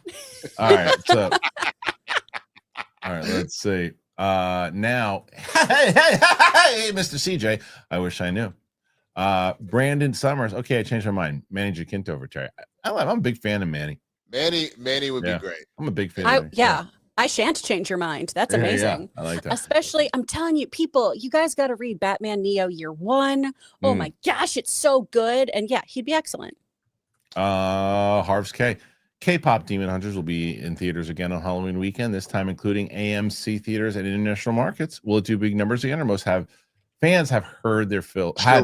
Nope. Children. Yes, it will. Yeah, it'll do well. Horde. They were just on late night recently, even though the movie done big. Well, because it got platinum. Yeah, no, and especially with the Oscars push coming. Mm-hmm. So I think it can have that kind of Rocky Horror type of thing too, where people want to just go see it sing in the theater. I think so. 47. You need just around 60 to win right now. Okay. 60 to win in the course of 20 minutes. Can they do it? It's a tough battle, but we shall see. Do it for love. Go, pal. Loving Gen B. And also me. That's right. What did I say? Did I say do it for Winston? No, Winston said do it for love. And I was like, love, and I'm here. Sometimes I don't trust myself, Chris. I was like, I said, "Oh my god, did I not say Chris?" Love, No, Mom, no. love. Okay, That's go the pal. secret. Love Gen V. Hamish was great on the underrated Crazy One series. Robin Williams and Sarah Michelle Gellar. Oh wow, never watched that one. I never saw that. Yeah, I watched a couple episodes. He was Pretty very good? good on that. Yeah. Yeah. go pal. Congrats to Wilson. Nice Wilson. Brandon. Shout out to Winston. Congrats, my guy. There you go. Perfect. Okay. G-Man. Hugo is her favorite Marty movie. That's It's peak Chris. Yeah, it's amazing. Is that an insult? Is No, that an insult, or does that speak to my whimsy? Because I think I'm so. filled with Your whimsy and whimsy. joy. Let me have nice things. Fair enough. Did you see that? Did you see that in 3D? I did. Yeah, I'm sure. That sounded like disappointment in yourself. And I loved it. Chloe Grace Moritz tricked Martin Scorsese. He thought she was actually British. Yeah. It's great. Sorry. Just got the Running Man 4K, says Go Pal. Ooh. Good one. Go Pal. Don't think I've seen Running Man since the 80s. Wait till we watch it. Me and Steph watch it with us. John Darius, DC really does have to get the entire Trinity to win most fans. Superman was a way to win the trust back, but Batman and Wonder Woman have to be just as good. I don't disagree. Even if one is off, the audience will give up. I don't know if they'll give up. But you need to grab it. And I'm not even trying to be a dick. I think the only one of the Trinity that if you really screwed it up was Batman. If Superman was only okay, I think it was very good. If Superman was only okay, if Wonder Woman was only okay, and Batman was trash, it wouldn't work. But if Batman's popping, it's just by the nature of how Batman brings in the box office. You don't believe me? Just go look at the Batman box office stuff. So funny going through this wrestling stuff. Most of these people just are very young, because including the two of you, because you by taking Hogan out of the equation, you don't have wrestling anymore. You don't have Stone Cold. I understand you don't have that, The but Rock.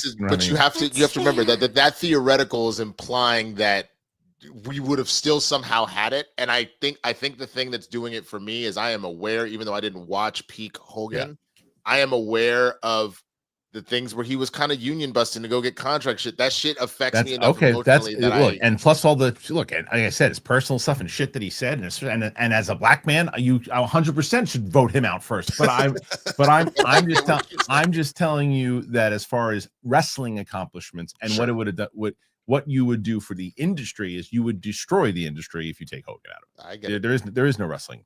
Today's wrestling. If you how about this? We take Hogan's career and you give it to the Undertaker, since whatever. Sure, then you keep the Undertaker in it. So okay, fine. Hold on. Okay. So the next one is John Darius.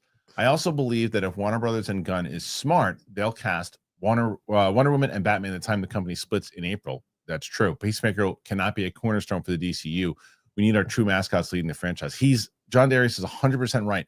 In order to really secure yourself, you have to cast them and get the audience behind it. So because right now you can't just, if you're going into the Warner Brothers sale, and regardless if there's a great portion of the audience that really is digging Peacemaker, it's not a stand your ground thing. Like, look what we have. Look at what Peacemaker season 2 did. Look how great that was. It doesn't work. You've got to book Batman. You got to book Wonder Woman. I totally agree. Go Pal. DCU's first miss is odd after one movie and 2 shows. I mean, but they're basing it on ratings though too, aren't they? I think so. I think so. Yeah. Let's see. My brother is now writing. They sent their picks. So, I'm so curious. They both. Well, it's my friend James and my brother who put in. They get rid of Ric Flair, Warrior, and Taker. Yeah, that's yeah. Sorry, this is a very important conversation. Right, so I mean, I would say yeah. Chat rules all. It's true. DL James Gunn is DC's Taika Waititi, who became Kevin Feige. James Gunn is DC. No, no, I don't agree. I don't agree with that. Yeah, I don't agree. Yeah, I don't agree with that. Go Pal, like not much of a thing so early, and that's the one thing. I'm not gonna go away from this thing. going back to the Stone Cold element of it all. I will also say that I'm probably contradicting or being a bit of a hypocrite, if you will, or contradicting myself rather. If you go to that aisle, as much as it pains me to do, and he's one of my favorites, you probably have to take Flair out over Stone Cold, because in the same argument that I just made, if it wasn't for Stone Cold, that the WWE probably would be defunct and the WCW would still be a thing, or maybe not, because he saved it. So even though I was never a big Stone Cold guy, that's where I made that thing. You got to keep Stone Cold. I hate to say it, but I'll say it. Yeah. Because as legendary as Ric Flair is, I agreed. Stone Cold and The Rock, like, they brought in a whole new era of wrestling fans. Yeah, well, and it started with Stone Cold before. Well, exactly. No, I remember Stone Cold was the starting point. Yep. And that almost a Brady Manning type thing. Yeah. The Rock got to develop because of the stuff that Stone Cold was doing. So yes, I it's true. So I changed my pick. Go pal. Not much of a thing so early. Fair. Jake, looking forward to your Demon Slayer reaction this weekend. Episode 19 especially. Also, you guys can at least get through the Mugen Train movie. I think that we're probably, at this point, we're probably just going to finish the damn series. The numbers are getting better. I will. Obviously, we want them even higher, and the further we get, they will. Yeah, let me look. I'm going to tell you. Let's see when we start, because they're growing, like, slowly, but they're growing, right? So if I go back and I look at our first, when the hell we did the first Demon Slayer, Winston, over a month ago. I know, which is crazy. So where's the first? That one blew up. That one did like 30. Did like 26. It did 26, which is a good start. The second one has grown to around 15K. Let's see. That's the third. Chris Carr, our Transformers one, did almost 40. It's pretty good. Yeah. Demon Slayer 5 and 6 did 11K, 10K on 7 and 8. Let's see. Going down the line here. And then 11 and 12 did 10,000, and where is it? That's looking, sorry. And 8,000 was the other one. And then how did last week's do? And look, 7,000 and 7,000. So they're doing okay. They're doing all right. I mean, they're not doing great, but they're doing enough that I still want to keep watching it, you know? So we'll probably finish it. And then Interstellar, especially knowing that it's not like like you said, the last couple seasons, since they're only like 13 versus doing another 26, it's not as heavy / right. If we're doing the movie and then just a few episodes that tie it, like that should also, you know. I hope so. It just shows you like the difference, right? And it's also algorithm stuff too. Like, for example, as we just said, our last 2 episodes combined last week are at just around 14K. Interstellar has been up for 4 hours. It's at 13.3K today. I'm on your thing right now. It says 8.1. Maybe the numbers just no, like, they don't. It's real time. It's real time. Mike Cat, 2015 hype for Star Wars was huge. Now I don't care what's coming out. Too many projects that went nowhere and weak sequels. What could get everyone hyped again? I'm telling you, if what you need to do, and I used the word yesterday, I'll use it again for Starfighter. Is that's what it's called, right? Starfighter, the one with Gosling. Yeah, Starfighter. Okay. Starfighter needs to be a bipartisan movie that gets the audience back again, in the way that Mandalorian season 1 and season 2 did. That got the audience on the same page again. And then it lost everybody again once they put out the shows and everything too. It just ate shit. So if you can build out and create new characters and get the lore going again, Starfighter can get them back together. That could get people hyped again, but it's a tough journey. And the honest way to do it, which they're not going to do, is they need new leadership. I've been saying that for 2 years. Meritoranta, Chris, what's your thoughts on the Joshi soap opera on Monday Night Raw between Rhea Ripley, Io Sky, Ahsoka, and Carrie? Best storyline going in wrestling for me. Oh man, it's so good. So to be clear, I did not watch this most recent Monday Night Raw. I need to watch that match. But I've loved everything they've done with the Kabuki Warriors, and the Rhea and Io pairing has been so lovely. Sorry, someone's jackhammering outside of my house. That's not a euphemism. They're really doing. It's just wow. It's just two people slamming in the bushes. Just, it's North Hollywood. People Right. get wild. Yeah, sure. But Yeah. But I've really enjoyed these matches. I think they're really great. And I really enjoy Rhea and Io's just chemistry, friendship, all of that. And then Asuka doing this very fun heel turn is so wonderfully villainous and just is chewing up the scenery. Her actual dialogue deliveries have been so great too. She's just menacing AF. I love it. I love how into you're so much more locked into it now than I am. I haven't watched in quite a long time. All right. Hey, Mr. CJ. Big Balls will be the officiant at the wedding. I don't know if he's going to show up. I wonder, Winston. What do you think? I mean, I wouldn't be Hey, listen. surprised if Hey. oh my lord. I want you to be honest with me. Now, can I come and hit on some of the maids of honors and stuff? Some of the bridesmaids. I mean, look, I will run it by the missus. I'm sure Okay. it's Big Balls. You can All right. have an invite, man, Yeah. but you got to get your passport. Oh, no. I just sneak into some suitcases and shit. There you That's go. All right. right, all right, man. That's what just, I do. just make sure you can get back in the country. Okay. How you doing? I got baby? you, bud. How you I'm doing great. You can be in my carry-on luggage. So, hell yeah. Yeah. Oh, wait. You mean your suitcase? Yeah. Easy, buddy. Easy. Son of a bitch. That bastard. Son of a bitch. Can't believe it. Sorry, Chris. Horrible. It's all right. It's all right. He Horrible. heard the jackhammering. Yeah, he's really I can't control him sometimes. That's why I don't put him on the show as much anymore. You broke Winston. It's unbelievable. Me? I didn't do anything. Jim 1, were any of you fans of the X-Files growing up? Do you think the planned reboot could work, or will it struggle to recapture what made it a 90s staple? If they use realer some ideas and stuff going on with the topic today, and I know Cougar's a big fan. So it's Winston. Big Balls broke Winston. Oh He killed him. Big Balls killed Winston. Yeah. Yep. I still got it. Oh, he still got it. Perfect. Thank you. Fair. Perfect. Thank you. Perfect. Hey, Luke, I need you to do that lower third again. I can't find the G-Man. KH about Kim. I'll be in my bunk. If you know, you know.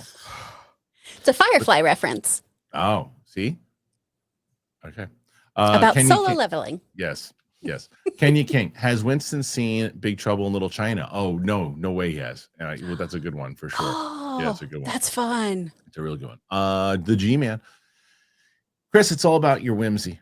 There you Oh, go. good. Thank you. The G-Man says, congrats, Winston.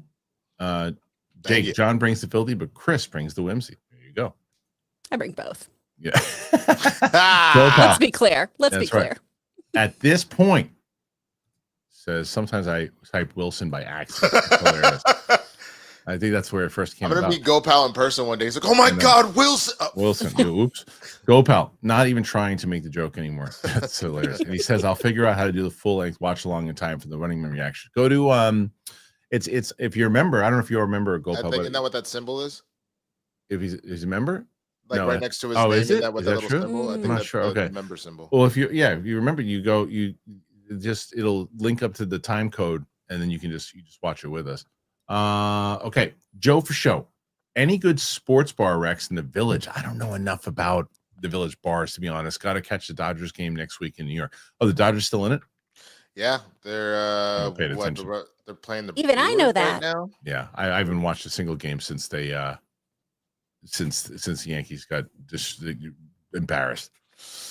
You're embarrassed. What is that? Who's even in it anymore? Toronto still in it? Yeah. It's Dodgers are up 3-0 on the Brewers, Oh. and it is Toronto tied with Seattle, 2-2. Oh man, that sounds like an exciting World Series. I We're watching that. mean, look, I will be rooting for the Dodgers if they play the Blue Jays. I'll tell you that. Yeah, for sure. Damn, Uh, 3-1. I didn't realize it went down like that though. Joe for show. Rey Mysterio is also one of the most underrated, but Stone Cold is the GOAT for me. I don't know how anyone says that. I just don't know how anyone can say he's the GOAT. I just don't understand it. I think he's very. I think what he did for the industry and what he did for that era was the best. The GOAT. A lot of people put him there, but I just don't. Okay, Jody Money pushes glass up. Goes, if you nix Flair's career, does Turner even buy Crockett? It's true. If JCP simply folds up the 80s alongside with everyone else and no WCW exists to force WWE into the Attitude Era, which is true, but it's not.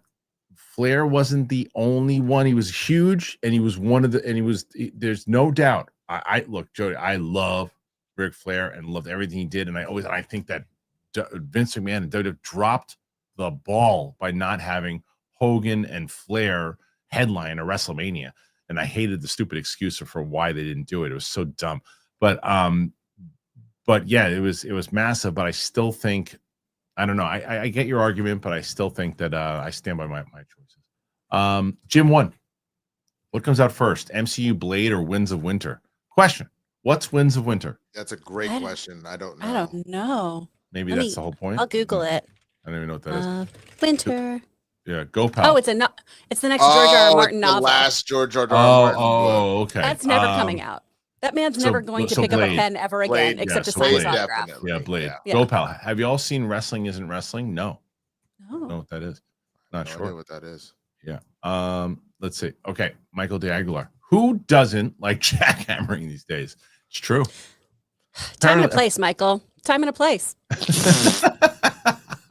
Dude, I forget how funny Chris Carr is sometimes. Oh yeah, because it's all of your humor, fam, is so out of the blue and understated. It is genius. It reminds me of like Ron Swanson. Wow, that's a great compliment. Oh, I'm gonna dine out on that forever. Yeah, look at that. All right. You know what? I like. This is my fun. I love putting. Sometimes I put people in timeout. I don't really ban anybody unless you really, really deserve it. But I like putting people in timeout sometimes, like even if it's maybe not warranted. Like just now, I saw someone's comment when you were laughing about big balls. He said it wasn't that funny, so I just put them in timeout. I like doing that. It depends. Maybe I'm in a perverted mode. You don't know I'm engaged now. Sometimes that shit. Yeah, of course. It just shows to let people know that you are still in my store. You know what I mean? Like you can. I like you to come into the store. I'd like you to hang out in the store. Yeah. But if you take your penis out in my store, I'm going to throw you out. I'm just going to pick you up by the pants and throw you out for a little bit. Sometimes I'll let the door back open. Sometimes I'll just shut it quick. And again, time and place. Right. 100%. You can't just do that anywhere. That's it. Just depends. All right. Look, we got 62. It was still a good fight. But that's it for now. So that's all right. Winston A, where can the good people find you? You can find me at The Swaggy Blurred on all platforms, YouTube, twitch.tv/The Swaggy Blurred, all the social media stuff. Again, Blurred Breakdowns on Monday. That'll be back this coming Monday. Spill the Tequila with John Roca on his channel on Tuesdays. Blurred's in the Hood, myself and Jay Washington. We are back on Wednesdays, right back here on Fridays, and of course this weekend and every weekend until we get through the series. Demon Slayer, myself and Kristian, being hosted here on the channel, but we're doing the whole collab thing. So if you're trying to find it, you can find it through me. It'll still give the metrics to Kristian, all that stuff. So there you go. What an asshole I am. Michael DeAguilar, who's one of our most loyal and wonderful commenters. I saw him in the comments. Still loading. I am? Can't hear me? I can hear him. Oh, you can? I can't. Oh, okay. Well, no. Saying what you're saying. Michael Daggler was one of our most loyal commenters and greatest people. And he said, when I said that about the guy, it's me, you guys. I think the work they're doing is screwing up my Wi-Fi connection. All right. I'm so sorry, y'all. Okay. Do you want? Can she plug? Wait. We can hear you, so you just probably can't hear. You want to tell her to plug herself. Yeah, plug yourself, Chris. Yay! Woof. All right. So what I'm doing. Two for the casuals. Go check out our latest episode that's coming out today about Paranorman and how wonderful it is. SpeakFriendStudio.com if you want to do voiceover lessons. If you want to hang out and work with me and learn about voiceover, animation, commercials, video games, how to audition for that stuff, come to my boot camp November 1st. All the details are on our website. Again, SpeakFriendStudio.com. Go do that. Thank you to Chris Carr. Thank you to Winston, and thank you to Michael Dagglar, who what I was saying was that he, in the comment section, he was like, "Oh my gosh, I thought you were going to time me out." So just because he said that, I timed him out. but he did nothing wrong. Anyway, so thank you guys for being here. I really, really appreciate it. Thank you to Chris Carr. Thank you to Winston A. Marshall. Thank you to Legend MMM600 who just said, I just want to shout out the mayor. Stop that. Stop that. And I appreciate you guys very much so. And PLD right now is twitching because John Roca has won the week. So thanks again for being here, guys. We'll see you guys on Monday. Check, as Winston said, please check out our Demon Slayer videos dropping tomorrow. Dunkirk will be up on Tuesday. I have an out of the theater reaction for the Bruce Springsteen movie on Monday also. All right. Peace out. Later.